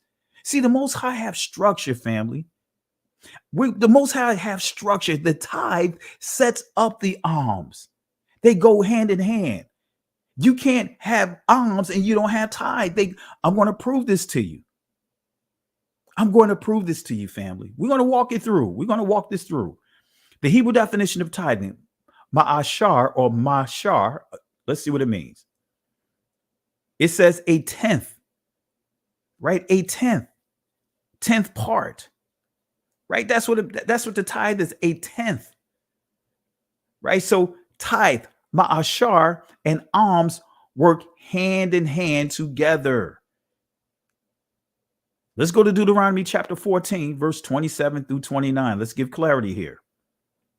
And the Levite that is within thy gates, thou shalt not forsake him, for he hath no part nor inheritance with thee. At the end of 3 years, thou shalt bring forth all the tithe of thine increase the same year, and shalt lay it upon within thy gates. Let me read it again. And the Levites that is within thy gates, thou shalt not forsake him, for he hath no part nor inheritance with thee. At the end of the 3 years, thou shalt bring forth all the tithe of thine increase the same year, and shalt lay it up within thy gates. So what this is telling you, that the Levites don't have an inheritance. When Israel went to the promised land, guess what? Went into the promised land. The 11 tribes were given property. They were given territories, but the Levites didn't. All the other 11 tribes had to take care of the Levites. They gave a tenth of their increase, a tithe, and they gave that to the temple. They brought it to the temple, but it wasn't just for the Levites. That's what I want to make it clear. The Levites were those that didn't have an inheritance, but guess what? It didn't stop there. It didn't stop there. It says in the Levites, because he have no part nor inheritance with thee. In other words, the Levites don't have an inheritance. But notice what it says here. And the stranger, right? In other words, the foreigners that's among the Israelites, they don't have an inheritance. And the fatherless and the widows, which are within thy gates, shall come and shall eat and be satisfied, that Yahweh Elohim may bless thee in all the work of thy hand, which thou doest. So we see it wasn't just for the Levites. The tithe is not just for the Levites. The tithe is for the stranger. The tithe is for the fatherless. The tithe is for the widows. It's not just for the Levites. It was for all those that don't have an inheritance. Does that make sense, family? The tithe sets up the alms. If there's nothing there inside the storehouse, and I'm going to get into that shortly, what do you have to give? There was an order to it, family. The Levites, because they had no part in the inheritance. The stranger, the fatherless, the widow. These are what the tithe is for. But when you hear it in church, right, in Kojic, they make it clear. The tithe is for the pastor. The tithe is for the pastor. They make it clear. They make it clear that the tithe is for the pastor. Many ministries, they'll make it clear the tithe is for the pastor. All right. So let me share this again. The tithe, the Levites, the strangers, the fatherless, the widows, which are within thy gates. Okay. So Moses gave a strong message on stewardship to Israel. Moses covered several truths about the tithe, truths that are applicable to any generation of followers, right? Tithe is to be a regular practice. Tithing is to be offered at the worship center in the presence of the Most High. These are some of the key things that Moses highlighted. And Deuteronomy Chapter 14:23 is what we covered, right? And here it is right here, just to reiterate this. And thou shalt eat before Yahweh Elohim in the place which he shall choose to place his name. There the tithe of thy corn, of thy wine, and of thy oil, and of thy firstlings of thy herds, and of thy flocks, that thou mayest learn to fear Yahweh Elohim. Now, this is what many are taking and running with. That's saying, hey, you know what? See here, the tithe is just about the food. It's food, it's grain. Family, no, it's not. The tithing is on everything. But we'll get to that. I don't want to jump ahead of myself. And thou shalt eat before Yahweh Elohim in the place which he shall choose to place his name. See, now we have order here. The people couldn't just say that they were going to be the stewards of it. They were going to do it themselves. No, that was something that was the Most High said he would put the place in, select the place to that's ordained by him for you to bring the tithe to. And here you see the tithe of corn, the tithe of wine, the tithe of oil, and the firstlings of thy herd and of thy flocks, that thou mayest learn to fear Yahweh Elohim always. So again, tithing is to be a spiritual testimony. Tithing is to be a flexible law. Circumstances of a person's situation, they are to be considered. So was tithe simply grain and animal meat? Let me say this again. Let me ask this question, and you guys can answer this, right? And we'll put it up on here, right? Was tithing simply grain and animal meat, food? Type yes if you believe that tithing was just simply grain and animal meat. Type 1. Type 2 is if you think that is completely different. And we'll read the results. All right, let's see what you guys put in here. Stacy Pullum, no, tithing is not just animal meat and grain. Black to my people, no. So far, it looks like we have just about everyone saying no. Let me see. Barbara Jones, no. Sister Carol, no. Victor Wheatley, no. Rockwell Patterson, no. Jay Bowl, no. We got one here, Black to my roots, say, yes, she agreed that tithing is strictly grain and meat. All right. Let's see here. Joy, no. Daniel Cox, no. Monica, no. Sister Carol, no. All right, we'll break it down. Let's make sure we got it corrected. Maybe I said it wrong. So if you guys believe, let me say it again. Let me make sure I got it correctly here. I don't want to confuse you guys. I probably confuse my own self.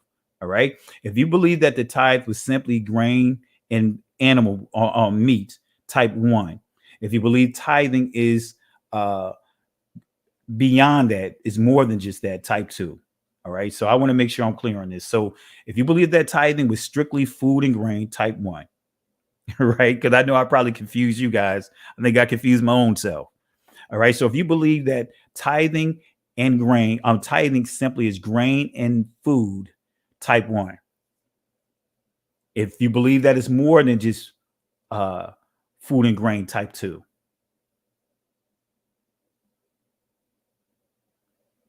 Okay. Now let's go through the results. Now I think I made it more a lot clearer, right? Someone put here tithe is strictly grain and meat, right? All right, with do-overs. Let's start at the do-overs. C. Brooks, that's right. We're going to do it at the do-overs. We're going to start at the do-overs. All right. Victor Wheatley, 2. In other words, it's more than just that. BB Ephraim, 1. Sister Carol, 2. D. Poe, 2. Wise Society, 1. Rockwell Patterson, 2. Yah Sun, 2. Ruckus Buck, 2. Black to my roots, 2. Sister Carol, 2. C. Brook, 2. Lyndon Graves, 2. You might be related to me, Lyndon Graves. Let's see here. Ban Yam Yan. Let's see here. All right, we'll get to that example. No one has to go to any of these temples. The Lord said he doesn't dwell in them. All right, we'll give clarity on that to make sure we have understanding of that. Remember, it's where the Most High have approved. So that's right. The Most High is not at every assembly, right? Especially if you're teaching that we're not under the law and you think that the Most High is there. So Shemoth 77 777 Courtney 1. All right. So it looks like here the majority are in agreement that the tithe is more than just grain and food. All right. Let's see here. I'm just putting some additional votes up here. Malak Yashar Yukon Hanan. He put 2 in agreement that it's more than just this.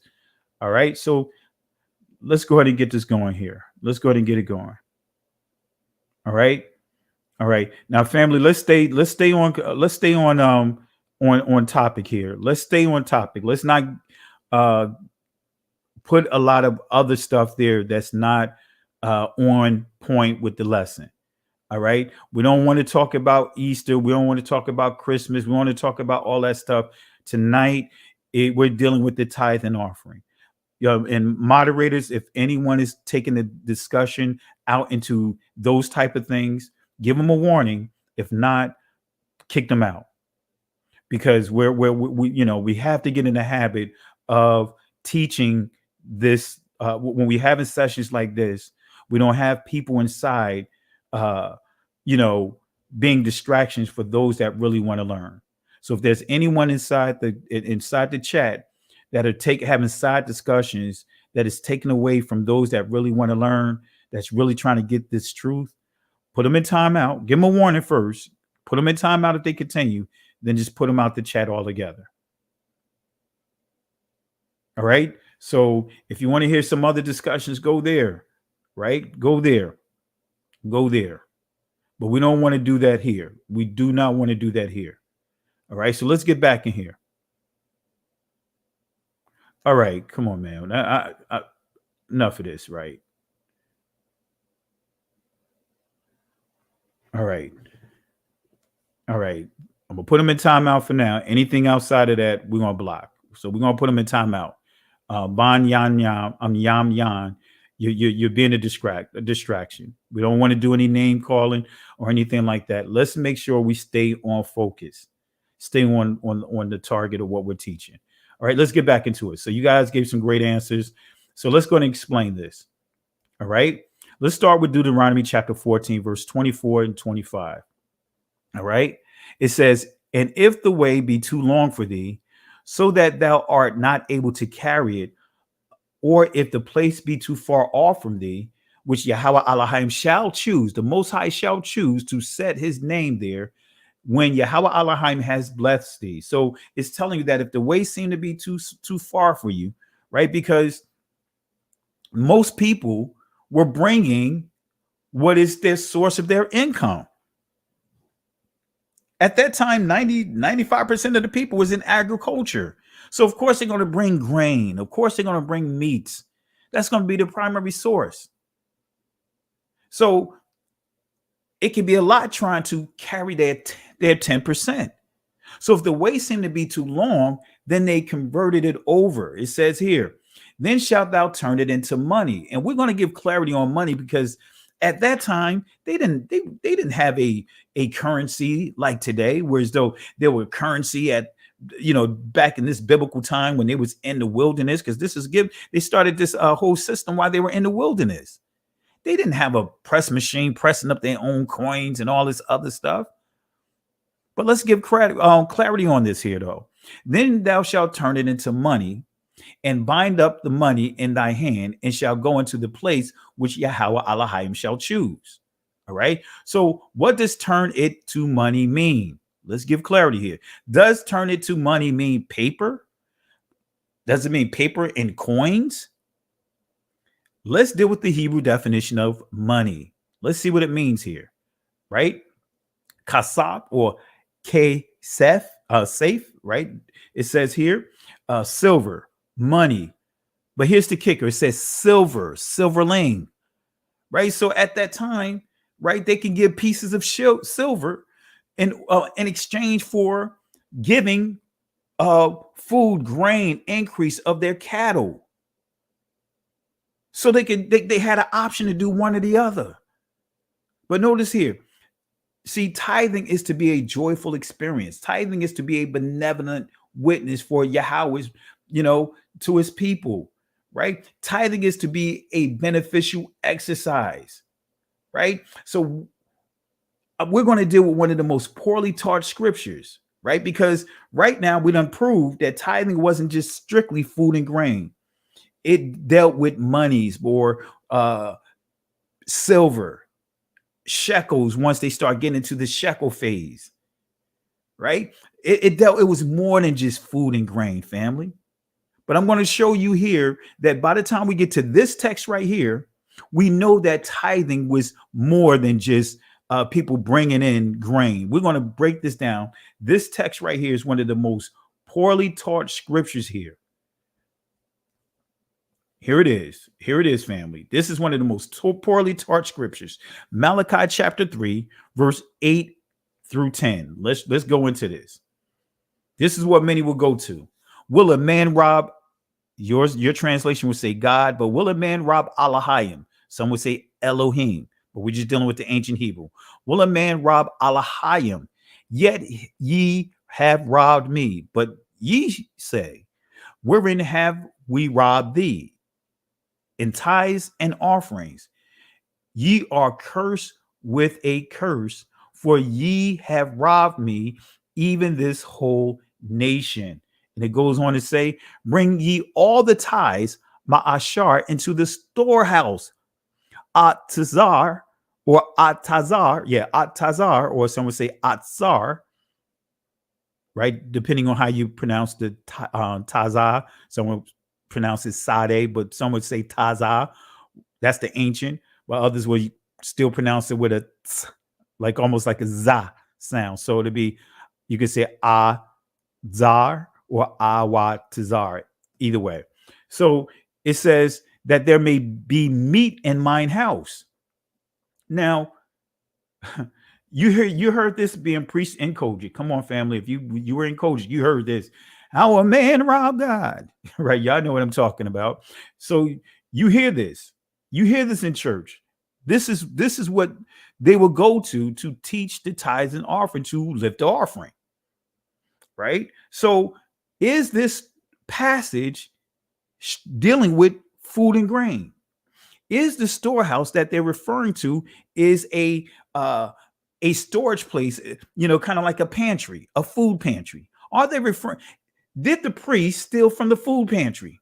If you guys believe that this is the food pantry, type 1. If you believe that that's what the priest is guilty of, stealing food, type 1.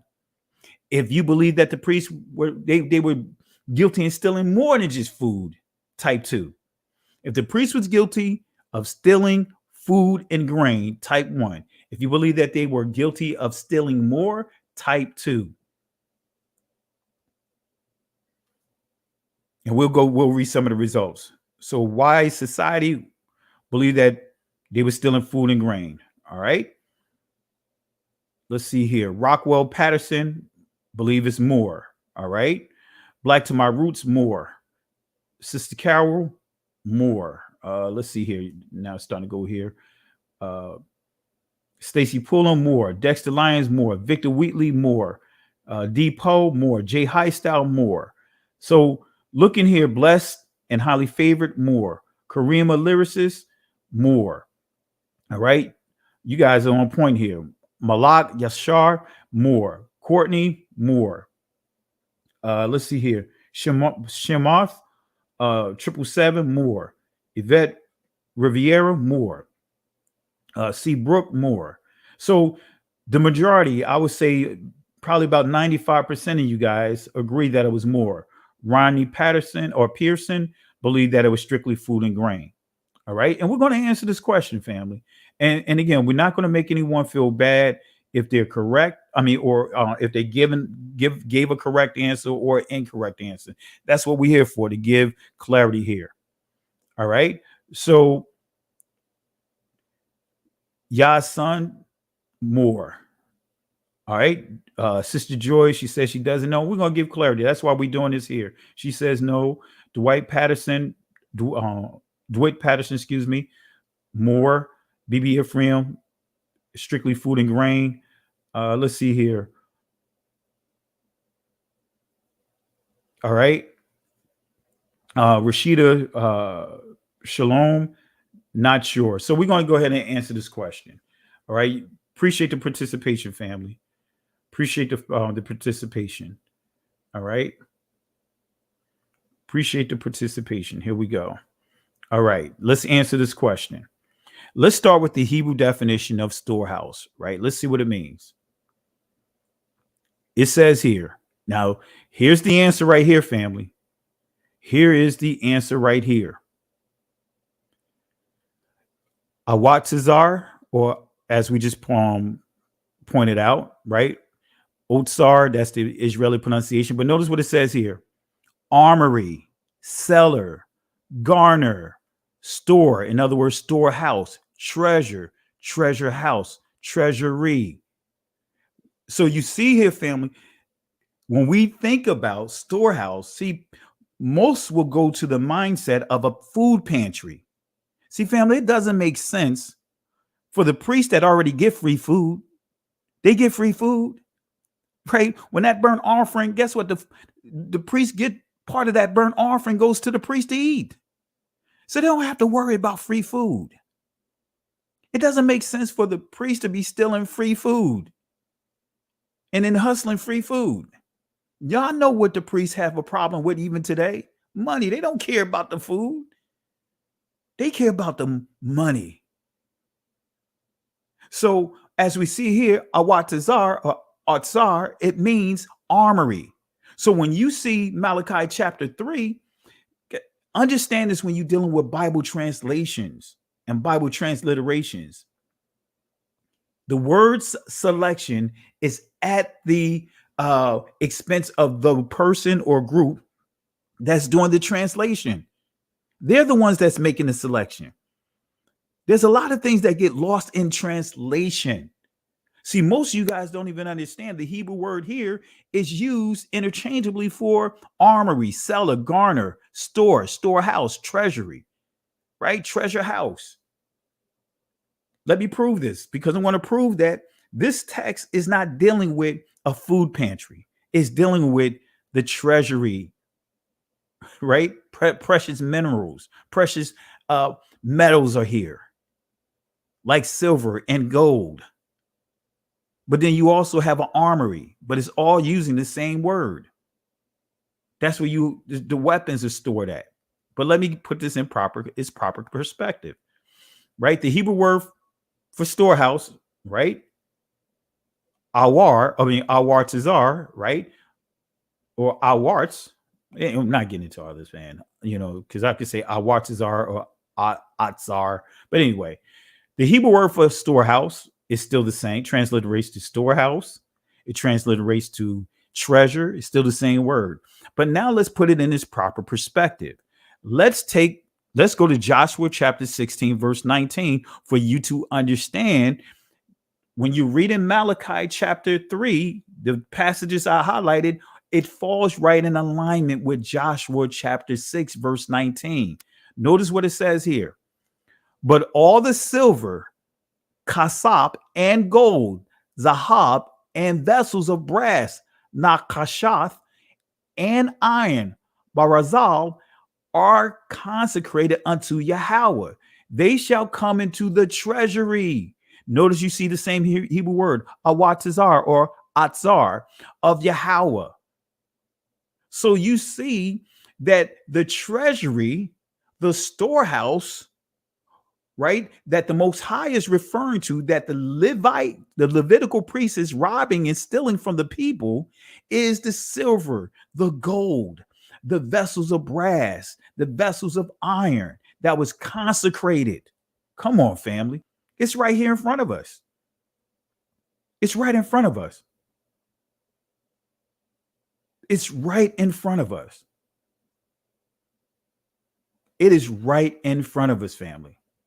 So I just proved so far that the tithe is more than just food and grain, and that the treasury that we're dealing with is not a food pantry. But let's walk this out. Let me give you more proof here. The Hebrew word for money, kasap, as I covered earlier, kasap, as you see here, silver, money. So we covered it earlier. But the Greek definition of store, because Paul even mentions a storehouse, right? We see here to amass or reserve, lay up, treasure, keep in a store, right? To accumulate riches, right? We see it here. 1 Corinthians 16:2. Upon the first day of the week, let every one of you lay by him in store as Yah hath prospered him, that there be no gatherings when I come. Right? So let's go back here. Let's go back to Malachi. That there may be meat. In the book of Malachi, there's two Hebrew words that's used for the word meat that transliterates to meat. So we're going to cover both of them so that way we can put things in its proper perspective. Was the priest guilty of stealing meat? Right? Were the priests guilty of stealing food and grain? Malachi chapter 1, verse 2. Let's see the word for meat here. It says, but ye have profaned it, and that ye say, the table of Yahweh is polluted, and the fruit thereof, even his meat, akal, right? Or akala, but we see the meat, akal, is contemptible. Hebrew definition of meat in this particular passage, notice what it says. To eat, dine, eat, eater, eat up, feed, food, meat. So we see in this particular chapter, when we go back here, what the Most High is going at the really charging the Levitical priests with, they were allowing people to bring in sick animals, deformed animals as sacrifices. You're not supposed to bring sick, deformed animals in for sacrifice. Meat, akal or akala, but akal is what we're going to pronounce it here. They were bringing in meat that was deformed, right? Now let's go back to the Hebrew definition of meat that's used again, as we pointed out here, to eat, dine, feed, food. But let's go to Malachi chapter 3, verse 10. We are going to see that there's a different word that's being used here. Bring ye all the tithes, ma'ashar, into the storehouse, awatazar, that there may be meat, tarap, in mine house. And prove me now herewith, saith Yahweh of hosts. So we see this is a different word used for meat. Now let's go to the definition of it. Something torn, right? Give some examples here. Fresh leaf, prey, food. And then it goes further. It say leaf, meat, prey. But notice this word here, spoil, family. Spoil. Spoil. It didn't just say leaf, meat, and prey, but it also mentions the word spoil. The other word that we use for meat, akal, did not have spoil there. So now we got to get an understanding of that. So the storehouse was and is more than a place that was used to store grain. There was different storehouses. There was different, should we say, awatazar. There was awatazar for pantry, food pantry. There was awatazar that was for treasury, to store treasures. There was a watazar that was for the armory, to store weapons. So the storehouse was and is more than a place that was used for grain. So let's go to this key word here that was in that definition, spoil. Let's see what this means. Natzal or natsal. Let's see what it means. It says here, excuse the background. This is not the correct background here, but this is the actual true definition here. Natsal, it says, or natzal, to snatch away, pluck, preserve, recover, rescue, spoil. But here's the kicker in the in entry number 1, plunder. Now we on to something here. Let's go to Exodus chapter 3, verse 22. Let's see how this word spoil is used here, right? But every woman shall borrow of her neighbor and of her that sojourn in her house jewels of silver, kasap, and jewels of gold, zahab, of raiment, and ye shall put them upon your sons and upon your daughters, and ye shall spoil Natzal the Egyptians. We see spoil here. Now we're dealing with jewelry, silver, gold, and other precious metals, spoil. See, the scripture tells us Abraham gave a tithe, right? The tithe existed before Israel existed. Genesis chapter 14, verse 18 and through 21. Let's see. We're going to see that the tithe is more than just food and grain.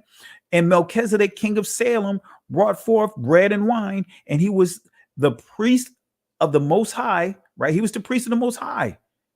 He is the priest of the Most High. And he blessed him and said, blessed be Abraham of the Most High, possessor of the earth and of the heaven and earth. And blessed be the Most High, which hath delivered thine enemies into thine hand. And he gave him tithes. Now we see that word tithes, ma'ashar of all. There we have it. All of what? A tenth of what? And the king of Sodom said unto Abraham, give me the persons and take the goods. Rakash to thyself. Wait a minute. Take the goods. Take the people. Say, give me the persons. You take the goods. Hebrew definition of goods. Property, right? Riches, substance, possessions. So Abraham was going to give what? A tithe of all, but when he gave that tithe to Melchizedek, guess what? He gave a tithe of all that he had, the good, the riches, his substance, his possessions. So Abraham gave a tithe of all of his goods. Hebrews chapter 7, verse 14 confirms this. Did I say 17? Chapter 7 and verse 4, not verse 14. Now consider how great this man was, unto whom even the patriarch Abraham gave the tenth of his spoils. Come on, family. We're talking about going back to the order of Melchizedek.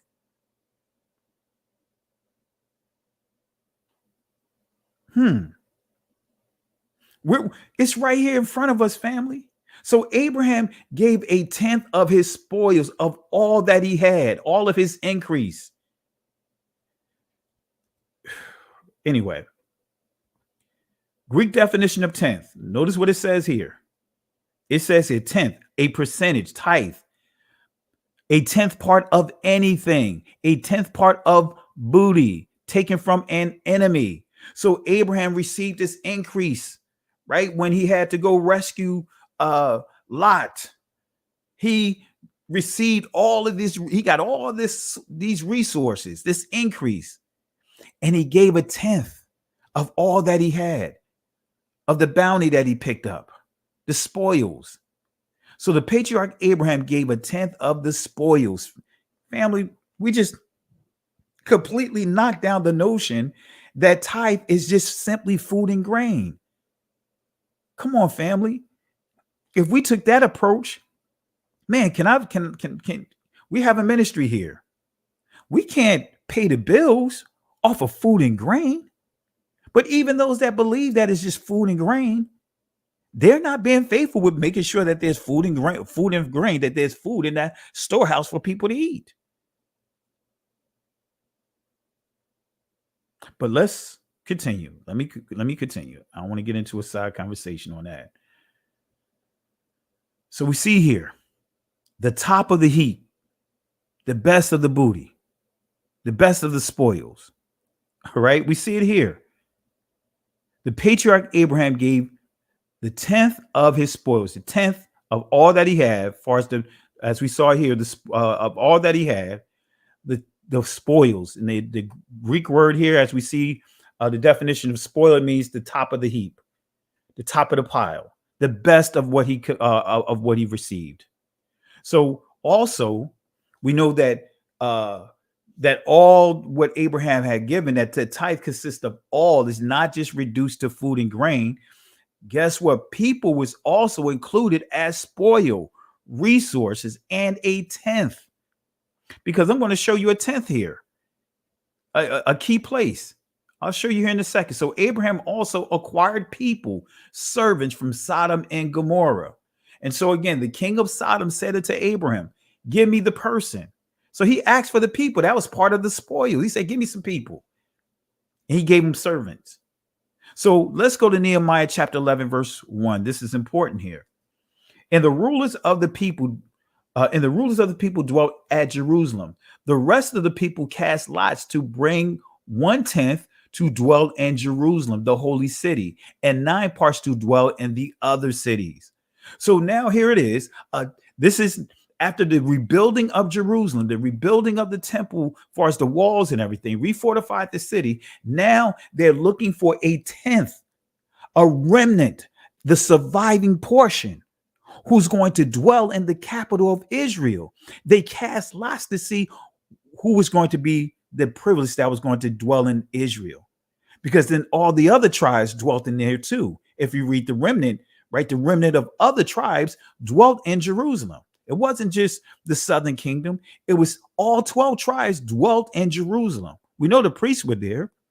We know Judah was there and Benjamin was there. But guess what? The southern kingdom was there too. So we see a 10th.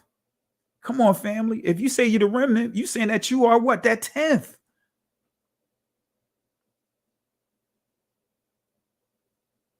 And let me give clarity here. Come on, Brother Ephraim. Let's be real here. Those were his personal goods. Abraham gave a tithe of his personal goods. Why? Because those personal goods belong to him. Let's not interpolate what the text says. Those were his personal goods. He won those. That's his personal good that he get to choose to do whatever he want with, family. Come on, let's not make it more than what it is. Those are his personal goods. The tithe is an increase of all that you have. We can't make it into what we want it to be. It's straightforward. Whether you agree or disagree, that's why I'm going into the scriptures. I'm not here trying to convince anyone to tithe or not to tithe. I'm just giving you the truth, and whatever you do with the truth, whatever you do with what we're going through, I'm going over, then that's up to you. But let's make sure that we put things in its proper perspective. Those are his personal goods. Those are his personal goods. Let's make sure that we put things in its proper perspective. Because Abraham got a bulk of his property off of what? Others. So let's put it in its proper perspective. Those are his increase. All right. I'm gonna leave that alone, but let's not interpolate the text. Those goods are his increase. There was something that he didn't have. He gave a tithe off his increase, because that was already part of what? The law back then.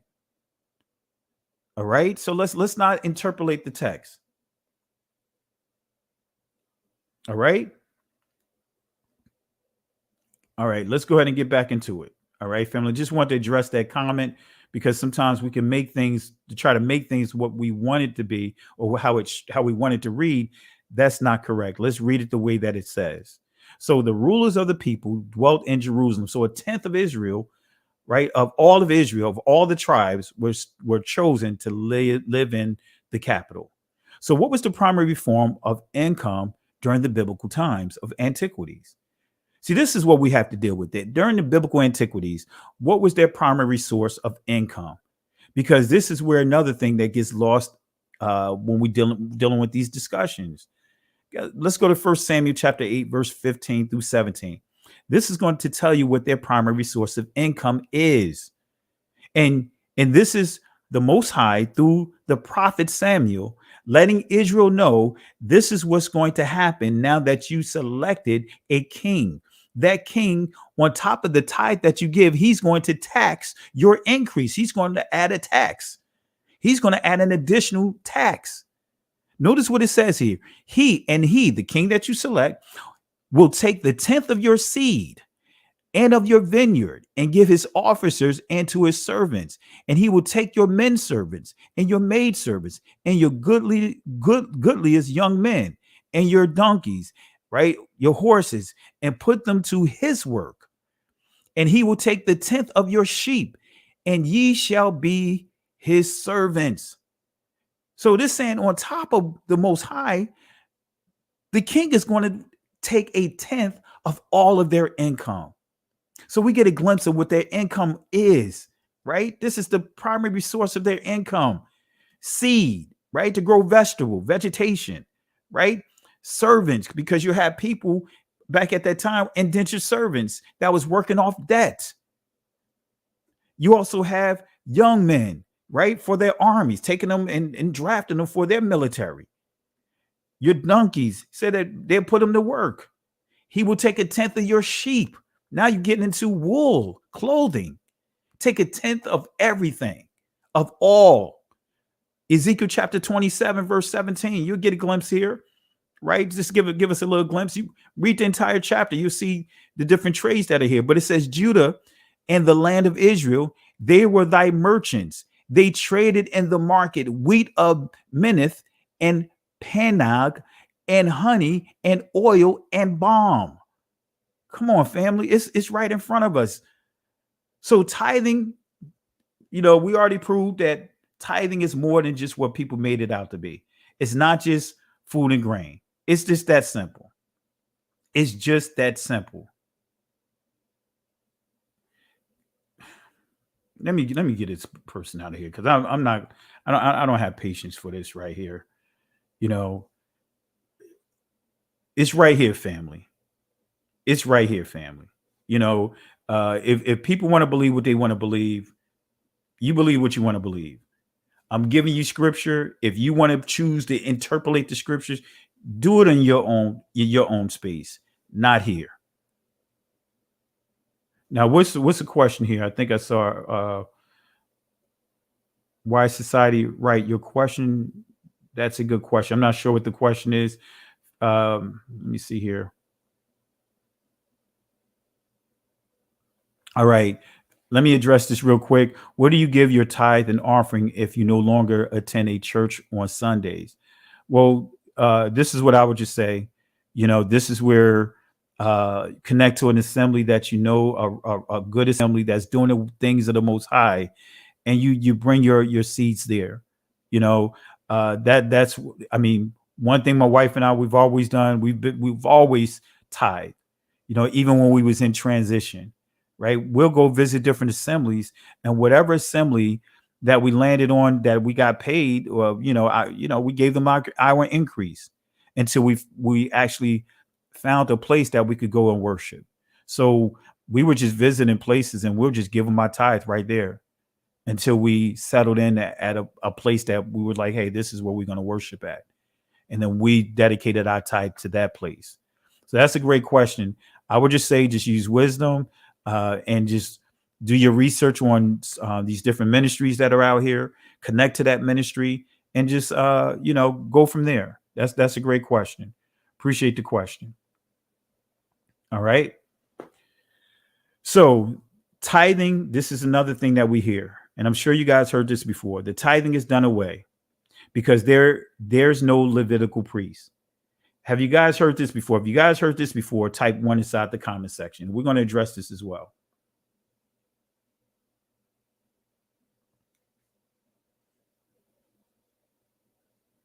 All right. If you believe, or if you have heard this, that the tithing is done away with, type 1, because there's no Levitical priest. All right. So it looks like most of you guys have heard this. See, family, this is why it sounds good and it can sound convincing, but that's not biblical. There's no Levitical priest. That's what many would say, right? I'm just going through the comments here, showing you comments up on the screen. So far, most of you guys have heard this before, right? Depot. All right, putting it up here. And family, I'm going to show you with scripture. Every answer you give, and anyone that's giving you these answers, you should give it, go into the scriptures to prove what they're saying. Right? Because you hear this in the church, they don't use this argument in the church, right? They use a different set of arguments to push the tithe. But you have a lot of brews that are pushing a different set of arguments to speak against it, right? So you see, why society never heard of that before. Victor Wheatley heard it before. C. Stratton heard it before. Wayne Robinson. So most of you guys have heard this before. All right. So let's go ahead and give proper clarity on this. All right. Let's give proper clarity. The priesthood still exists, family. The priesthood still exists. Let's go to 1 Peter chapter 2, verse 5. Right? Let's start here. Ye also, as lively stones, are built up a spiritual house and holy priesthood to offer up spiritual sacrifices acceptable to the Most High, Yahweh, by Yahweh Shai HaMashiach, Jesus the Christ. So all of us are priests, right? Israel is a holy priesthood. Now, among the holy priesthood, you had the Levites that were selected to be the priest among the priests. Come on, family. If any one of us are established a place of worship, bless that place. See, part of the problem is our community, when it comes to the tithe, and we owe a lot of this to these preachers, they have made us think that tithing is a debt. Tithing, the tithing system is supposed to have balance among our community to make Israel self-sufficient, that you don't have Israel becoming a capitalistic community. Because guess what? In Nehemiah had to address certain Israelites that were taking advantage of the people with their property. The Pharisees were taking advantage of the people with their property. So again, the tithe was a system, a financial system to make sure those that don't have were taken care of, and make sure that those that may have not get so high up, to where so now they become capitalists among their community. There was a balance. There was order. It was to make sure that we don't see what we see today, that the United States is a capitalistic country, even though they may try to say that they're not. But yeah, it's a capitalist country. The 1 or 2% is controlling the 98%.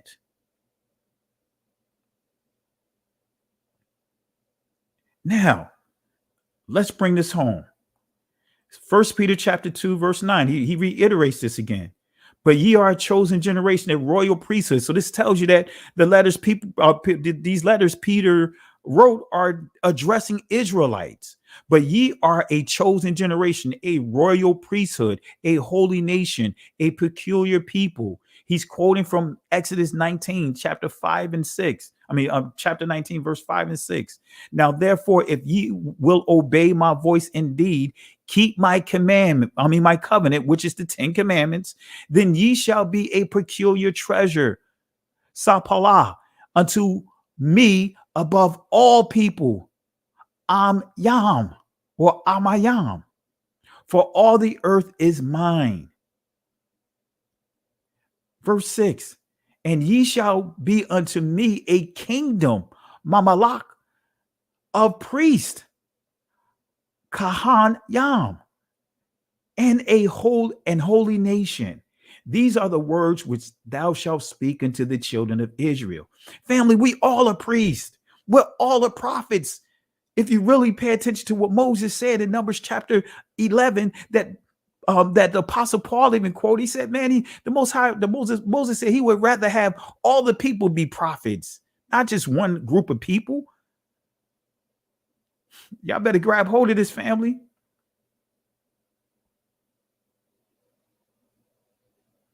This is why our community is depressed, because we've been institutionalized to fight against the very thing that was put inside our community to keep our community strong. So we take our resources. It's sad. The dollar only circulates in our community for 4 hours. Back during segregation, our resources, our monies, the dollar circulated in our community for months on top of months. We were the most prosperous community of all of the other communities inside this country.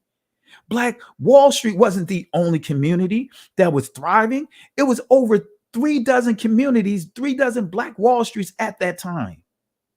Come on, fam. We got to be real with this. Our communities were thriving because the dollar circulated. We weren't taking our money and taking it right over to the stranger.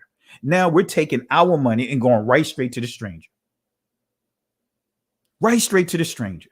We were investing. If you see some of the old footages, I encourage you guys to look at, go to my cousin Benaiah Israel YouTube channel. He has a video, about a 20-minute video of Black Wall Street. It shows you how our brothers and sisters, from investing into each other, guess what? They were prospering, owning businesses. Their community was more rich, were richer than all the other surrounding communities. You had a 10-year-old girl that was richer than the richest white man inside Oklahoma. Family, we need to start investing instead of investing in these people that are teaching that, hey, we're not under the law.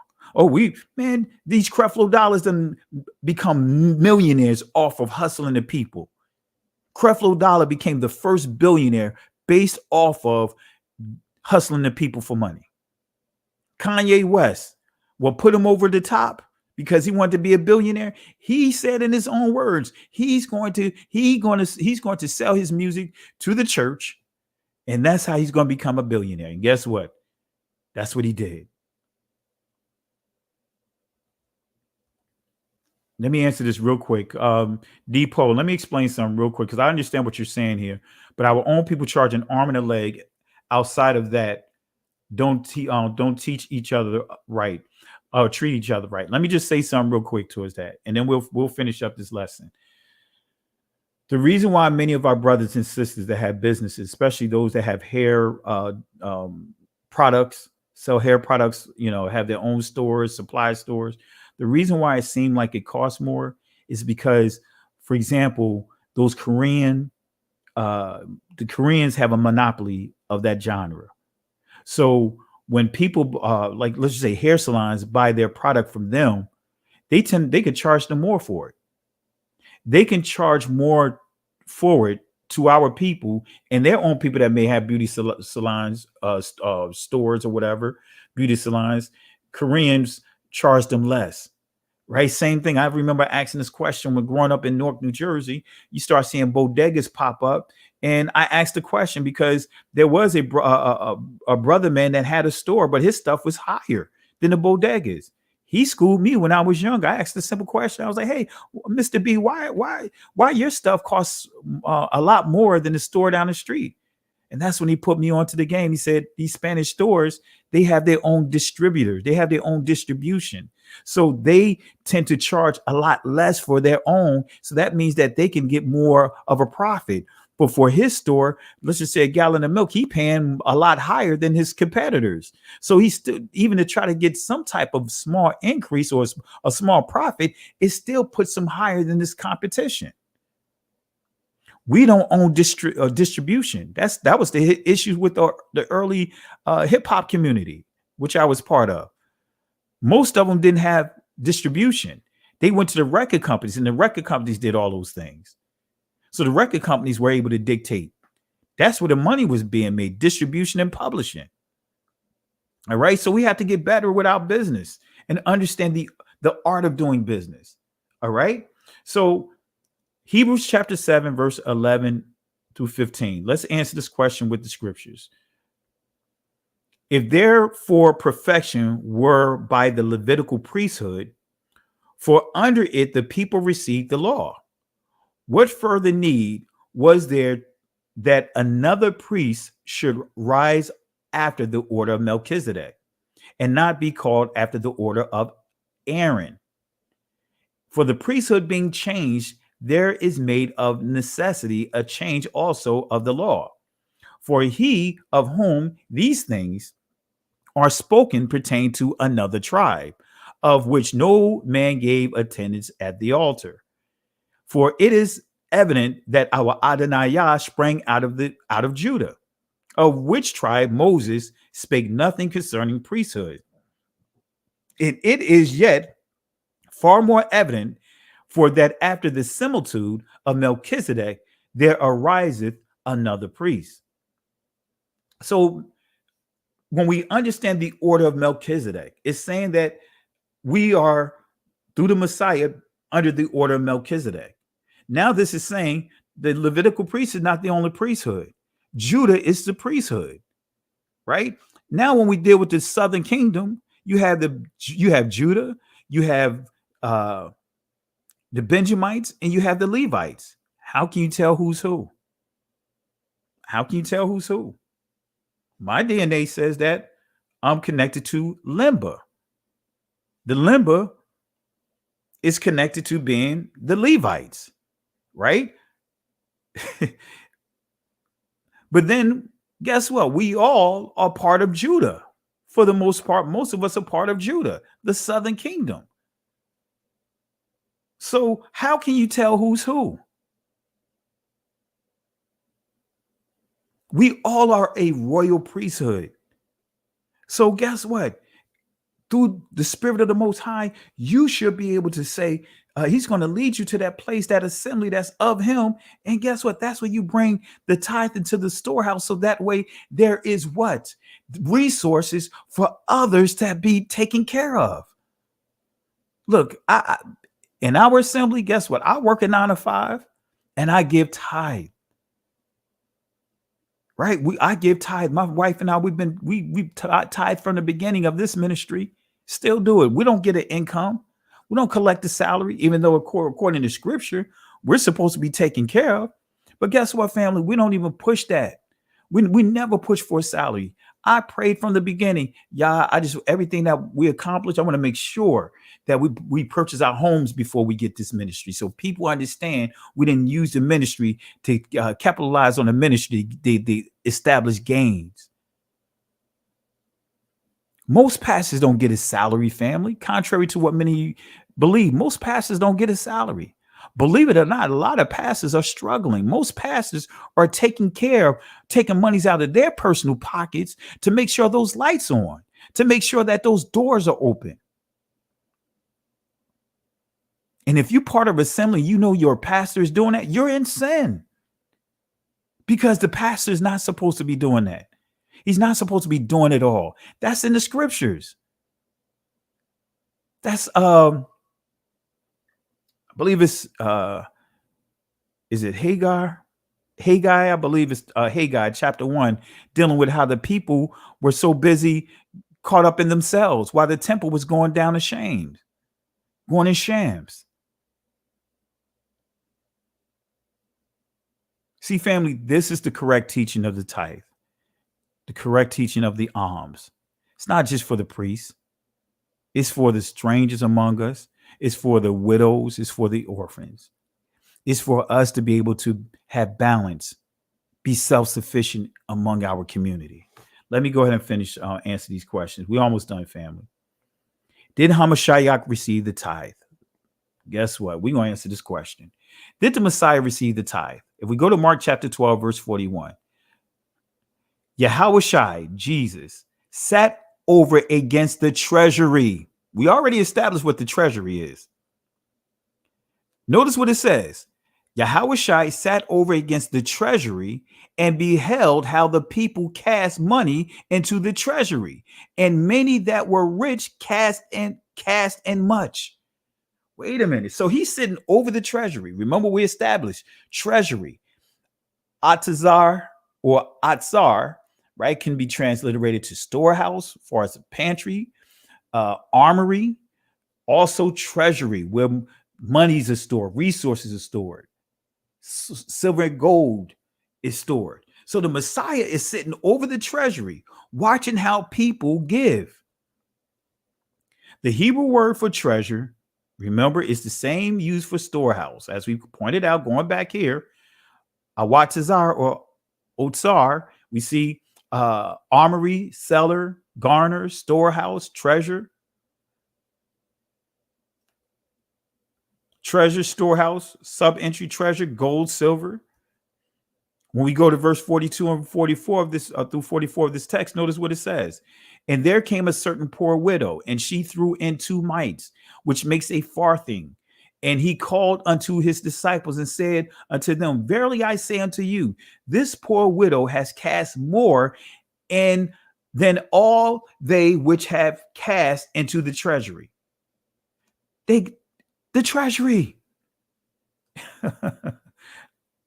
For all they did cast in their abundance. Now we got to break down this word abundance. But she of her want did cast in all that she had, even all her living. So this abundance, let's define what abundance is. Let's break this down. Abundance. Let's see what it means. Be in excess, abundance, exceed, increase.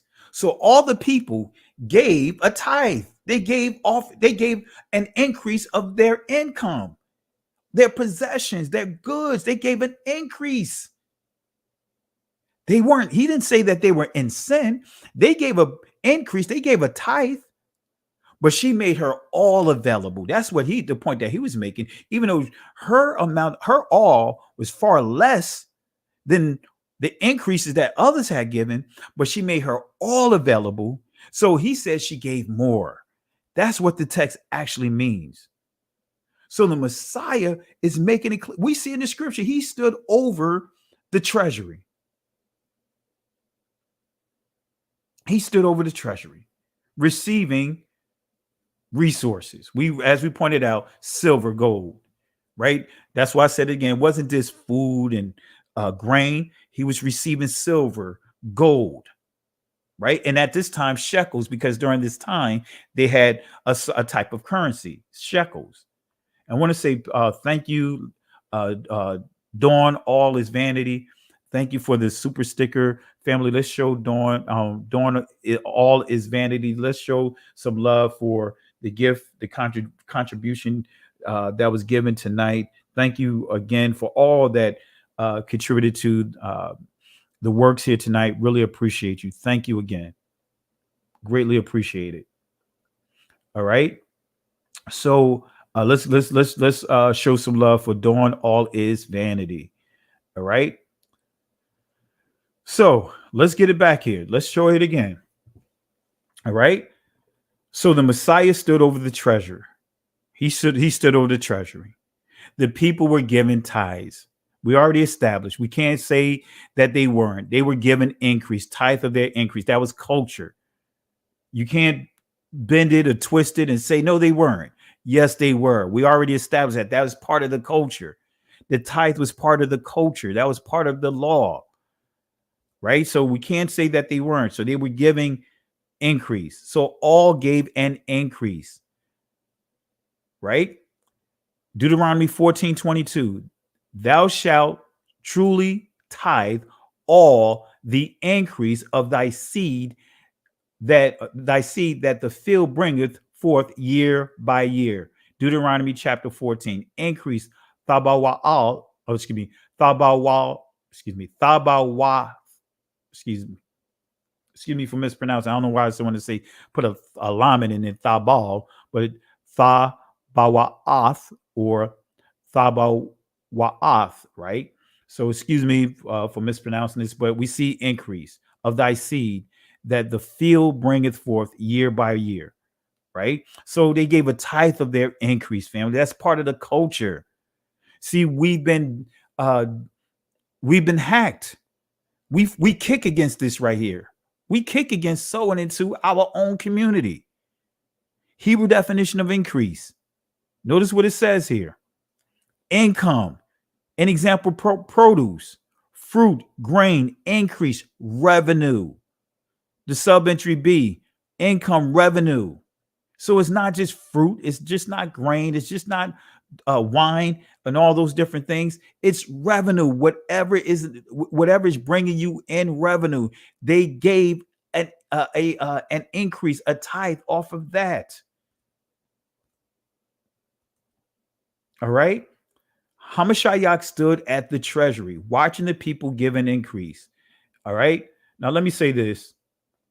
All right, LaRon Jeremiah, go back and watch the lesson. Listen to the fullness of the matter before you jump in and give in comments. That's not correct.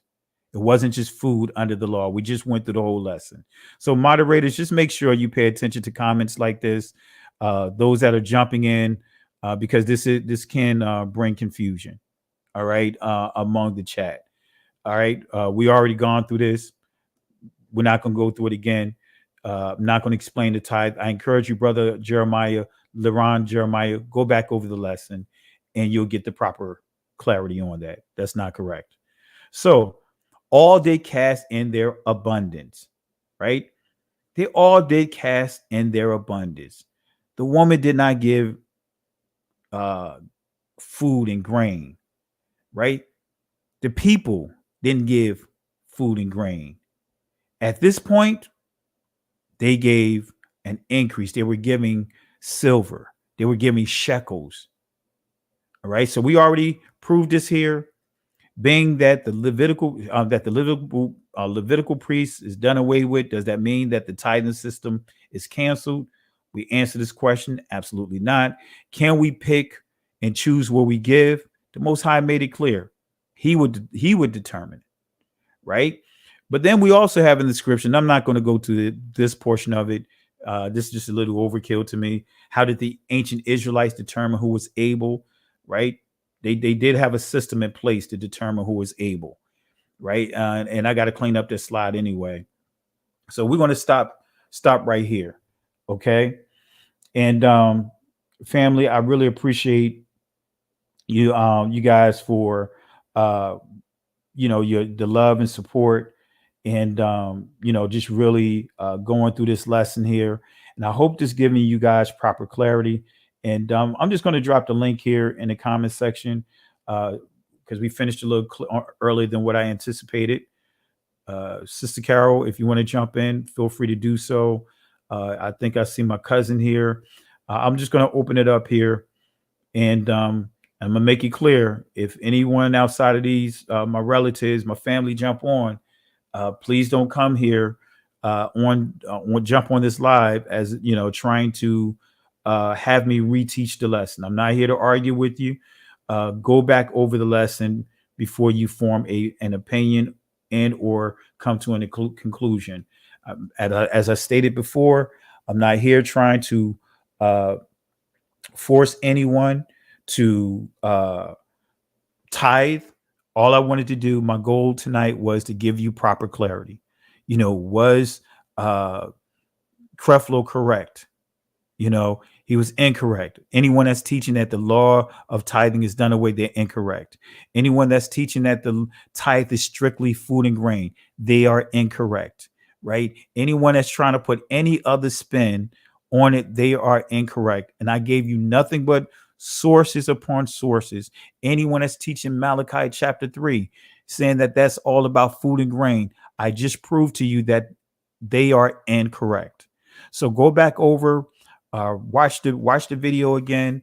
Feel free to hit me up in the inbox if you have any more questions concerning this. But I will say this again, there's it never fails.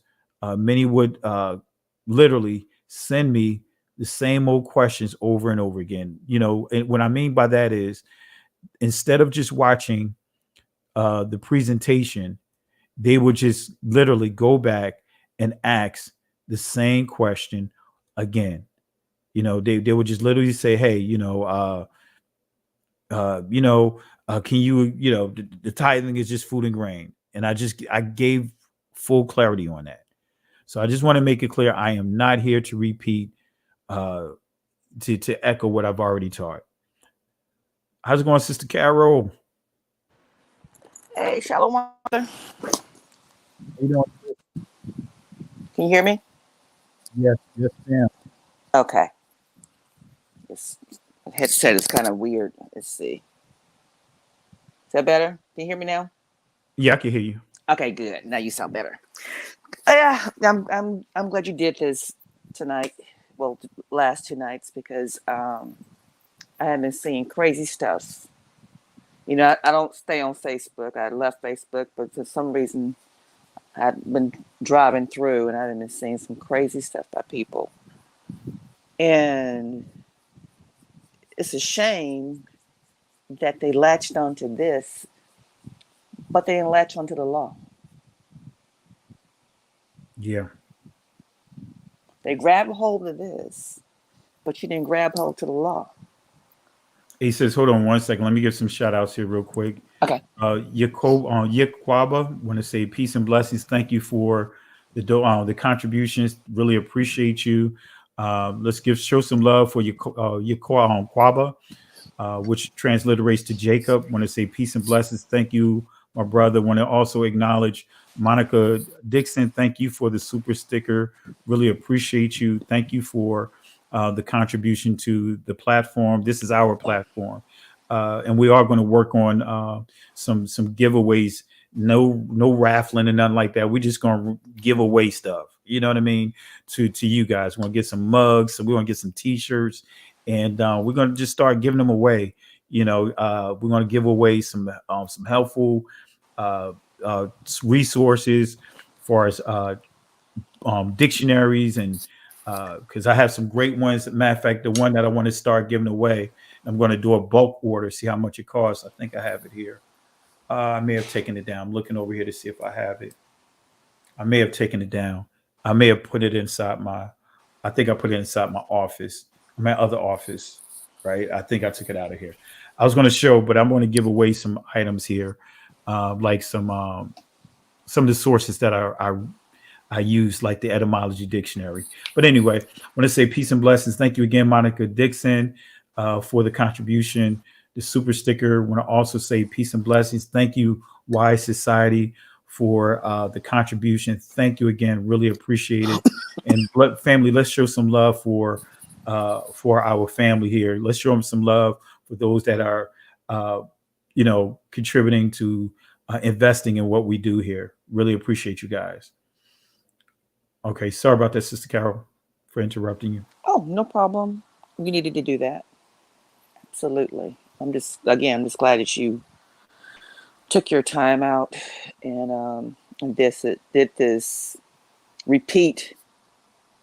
so many times repeated teaching on this. You have taught this, I know, 5 years ago, 6 years ago when I met you, and over time. In fact, it even came up in my Facebook flashback memory. You did a whole teaching on this. So there's nothing new of a lesson. And it's just a shame that this topic is such a controversy topic as it is, when it was just purely simple. We just weren't taught properly.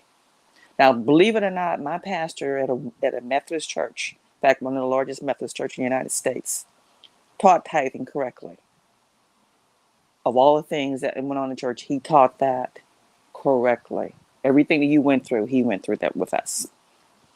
Now, mind you, the law part was still an issue, but he was trying to step himself out of that, but he unfortunately did not come out of it completely, but he did teach tithing correctly.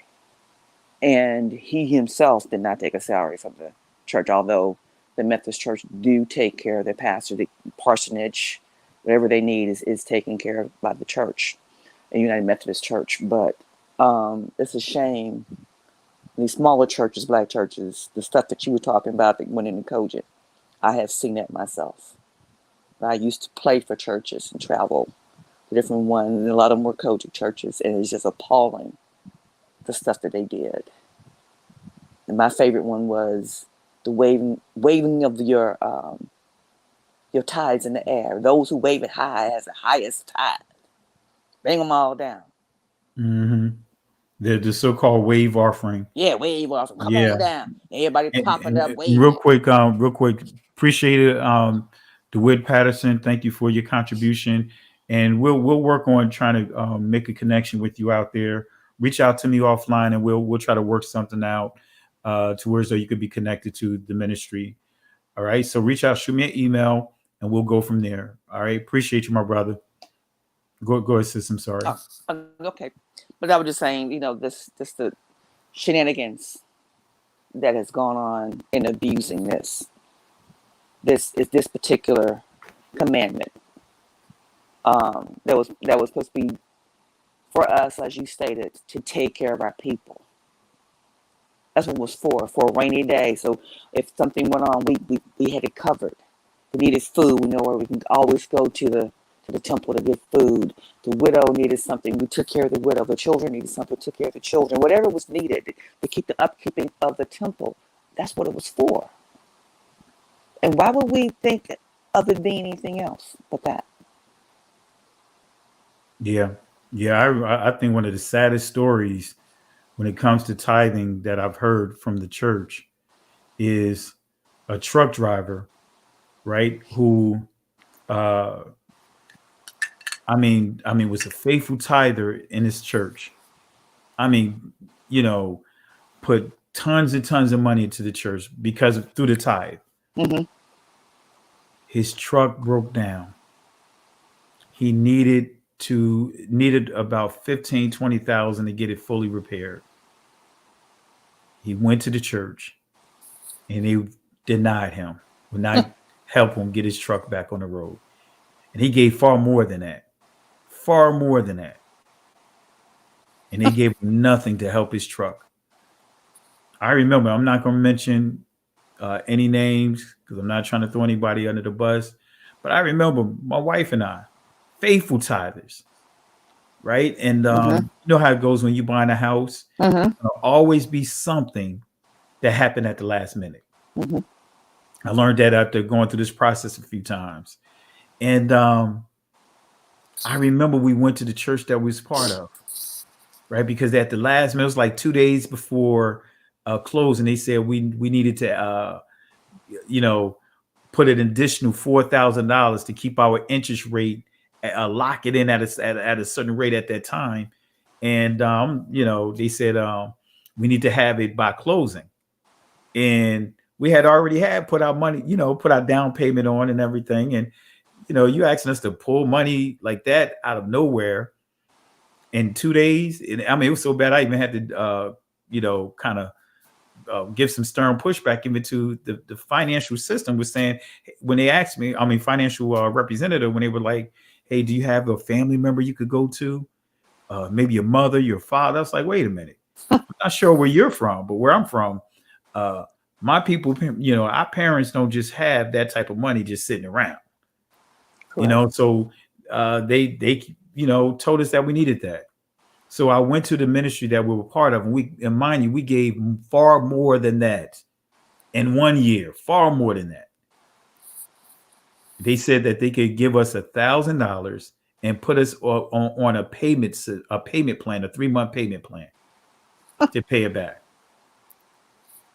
And I literally said to the pastor, I said, wait a minute, that any new home buyers, it's going to take them about 3 years to get adjusted, to purchasing a new home, the budget and everything.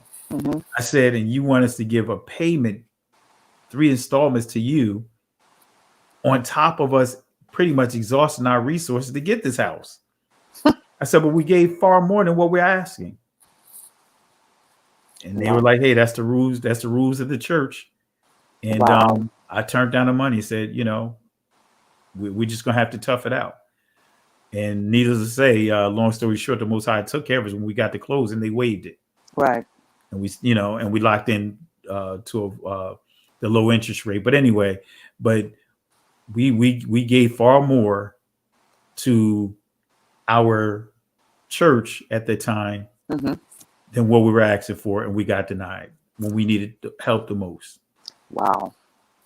Well, I will say this was in the news here in Houston. One of the oldest churches in this city, black churches. In fact, not even a black church, it's one of the oldest churches in Houston. This elderly woman passed, and the family was preparing her funeral service. And of course, they wanted to have it at the church. The church denied the funeral because she was behind on her tithes and offering. And they gave a printout to the family with a letter with the denial of why they could not funeralize their mother and grandmother at the church because of her non-payment over whatever amount of years it has been. And now the woman's in her 90s now, but she's supposed to still continue whatever she had to give to them. So they weren't going to have a funeral there. So again, brag on my church, my former church again. My church told them to bring the funeral there, and they would take care of everything. They didn't worry about anything. But to do that, to say, "Oh no, we're not going to funeralize your mother. You can't bring the body here. You can't do anything that here. We want to conduct the funeral because she's behind in her tithes and offering." Come on, national news. To go with and of course when the reporters came to the church, no comment. They want to comment because now the spotlight is on you. The audacity.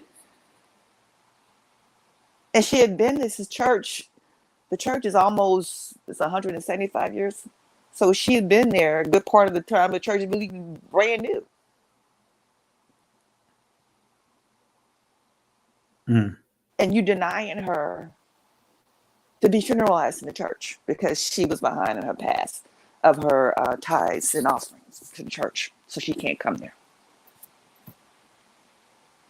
It's pathetic and it's sad that how we operate, how we act when it comes to this subject. Yeah. In the church. Well, even the brews too, as far as that goes, but definitely in the church, because I've seen some craziness going on with the brews as well, as we can see in the chat. Oh yeah, it's a lot of craziness going on. Yes, that's why even in the chat, that's why I made it clear. In the comments too. Yeah, because that I have deleted some myself. Yeah. It's just unfortunate, and this is why we see what we see today. Mm-hmm. This is why people are leaving the church in droves. Mm-hmm. And even within this awakening, you're going to start seeing the same thing happen in this awakening. Because you got a lot of brothers and sisters that are abusing the finances. Yep. Like I said, you got some camps. And I'm not sure if you was there when it followed me at the time on Facebook when I posted one of the camps that was charging their members like 20 to 30% of tithe. Yes, I remember that. Got videos out there bashing pastors for abusing the tithe. They turned them away. They came to the assembly to for service, and they got turned away because they hadn't paid their tithes. I mean, family, people are doing all kinds of stuff that is not biblical. That is not biblical. Yep. That is not biblical. Crazy. So yeah, like I said, sis, that's why I wanted to do this lesson. And last night I didn't open it up because I was like, man, I did like 3 hours lesson last night. And that's why I was saying to the people, the original lesson, I didn't go over that law portion of it, but I did it because of what Creflo put out there. Correct. Because people are championing him, even among our community. Oh, look, Creflo said this and he said that. No, Creflo made it clear. His reasoning for going against the tithe is because he don't believe that we should be following the law, statutes, and commandments. Because Satan's the one making you do about them laws and commandments. You heard what he said. Mm-hmm. The devil made you do it. That's the most craziest mess I've ever heard in my life. So, family, this is why we have to start studying the word for ourselves. Mm-hmm. We have to use discernment, and even if you have to say, like Joshua had to say, as for me and my house, right? Don't get caught up in what other people are doing, whether other people are doing right by it or not. You do what you're supposed to do. Once the Most High had me release it, if the people don't do what they are supposed to do with the scriptures, then hey, you know what? I'm backing off of it. That's right. Absolutely. Absolutely. I don't blame. Let me block this person right here. Somebody spamming. Go ahead, sis. Okay. I was trying to read the chat too. In fact, I got both chats open. I got the chat on the backup channel. As well. Brian Bull something was trying to troll. Wow. I was going to tell everyone to have a few that's on the backup channel to please go to the We Woke Now extended channel as well and subscribe there as well. I have a few over there already who I've chatting with. But if you have not, please go over there and subscribe to the channel.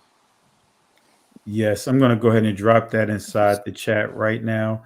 And for family, you know, the We Woke channel is there, and we're actually going live on there as well. From now on, I'm going to do dual. So I encourage you guys, subscribe to the channel. Let me go ahead and put this inside the comment section. You know, let's get that channel up to 1,000 subscribers at least. Mm-hmm. This is the We Woke Now channel extended. So in the event if we are blocked here, we can we could go over to there. Right. So it's called We Woke Now Extended, and from now on we're going to do our presentations in dual places. But again, if you don't see me doing lives here, I'm locked down, so you'll see me over there. And we're going to start having our Shabbat lessons taught over there. So I encourage you guys, let's get that up. Let's get the subscribers up to 1,000 over there, and let's build that channel up like we did here. Thank you guys for even how we built up this channel. I mean, in a little more than 2 years of me taking this channel serious, we grew to where we are right now. And so it's nothing but the Most High and you guys. So really appreciate it. Any other things you want to share, sis, as we get ready to wrap up? No, this was impactful. I'm glad you did this. I have to admit, I fell asleep on you last night. Oh, that's good. I understand. I was up late anyway. Yeah, I was up late anyway. And Why Society, the Patreon account is We Woke Now, and I think it's inside the About channel or whatever. So the Patreon information is there as well. Let me see. And there's some good stuff over there. Any of you listening or watching tonight that want to learn ancient Hebrew, there's 7 lessons over there that he's posted. And I would suggest you joining and getting those instructions on how to speak correctly ancient Hebrew and how to read it as well. Great lessons. And I'm going to copy the link over here. And I'm working on the last 3 lessons because it's 10 total lessons. I'm just updating the lessons because you know how I am. I'm very meticulous with my presentations. Right. So the presentations are like, 4 and 5 years old. So I'm actually going through bringing those last 3 up to speed, and I'll do the remainder of those lessons. And then what I'm going to do is, from that moving forward, I'm going to have key teachings over there. Great. That you won't see on YouTube, any of the YouTube channels. It'll be strictly for there. Okay. Awesome. All right. So I put the link there. Did I put the link there? Yes, I did. Yes. Yeah. Oh. It's over there. Okay. And family, again, if you have any questions about the lesson, shoot me an email and post your comments that you posted here. That matter of fact, you could keep the discussion going in the comment section there. And if you see anyone trying to be a distraction, let me know, because it's just a lot of people out here that's doing that. They're doing a number of things that's really trying to take away from what we're teaching here. And I'll tell you, sis, I had someone was trying to have me reteach the lesson. I'm like, you're asking questions on what's in the lesson. Oh yes, I saw that. In fact, I jumped on that comment. Yeah, when you did the open letter. Yes, yes, that one. It's like a whole dissertation. Like, hey, why? I covered those passages. Everything exactly. Absolutely. So that's our problem. Yeah. That is our problem. We do not listen. We do not read, and more importantly, we do not comprehend. We stay on ready to go off to come in and attack on something that they do not have any information to bring forward to explain what they're talking about. Yeah. We got to get out that mode. Yeah. Yeah, absolutely. Absolutely. Well, sis, I'm about to take it down. I can barely keep my eyes open, I'm with you on that. but if is there anything you want to share with the people before we wrap up? Just read, people. That's all I can say. Just read with understanding and comprehension, and just, try not to get in these trappings that I'm seeing in the chat about certain information that you do not have the correct information on. Read. That's what this book was written for us to have, for us to read and understand what the Most High wanted us to do. Well, we lost somebody else to tell us something differently, which is how we got where we are. Absolutely. Absolutely. And I want to say thank you, Ernest Higgs, Brother Higgs, for the love and support. Thank you for the super sticker. Really appreciate you, my brother. And thank you, Dexter Lyons. Keep doing what you're doing, my brother. We've been in the ranks of Kojic, so you know how things are over there. And I thank you for making the connection over on Facebook. Really appreciate you, and thank you for watching the lesson tonight. And any final words, sis? I'm going to get ready to wrap this up. No, I'm going to turn it over to you. Well, I want to say this to you, family. In the words of Moses, through the Most High given to Moses in Exodus chapter 14, verse 13 to 14, the encouragement that Israel needed, much needed encouragement, as they seemed to, at that moment, to come to a dead end after making that transition out of Egypt. So Moses had to encourage them with this word, these words.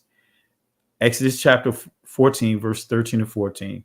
He said to them, "Fear ye not, stand still and see the salvation of Yahweh.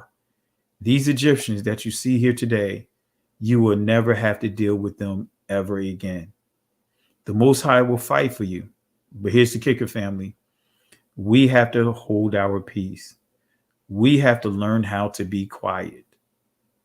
Can't go back, can't stay here. Keep moving forward. Shalom.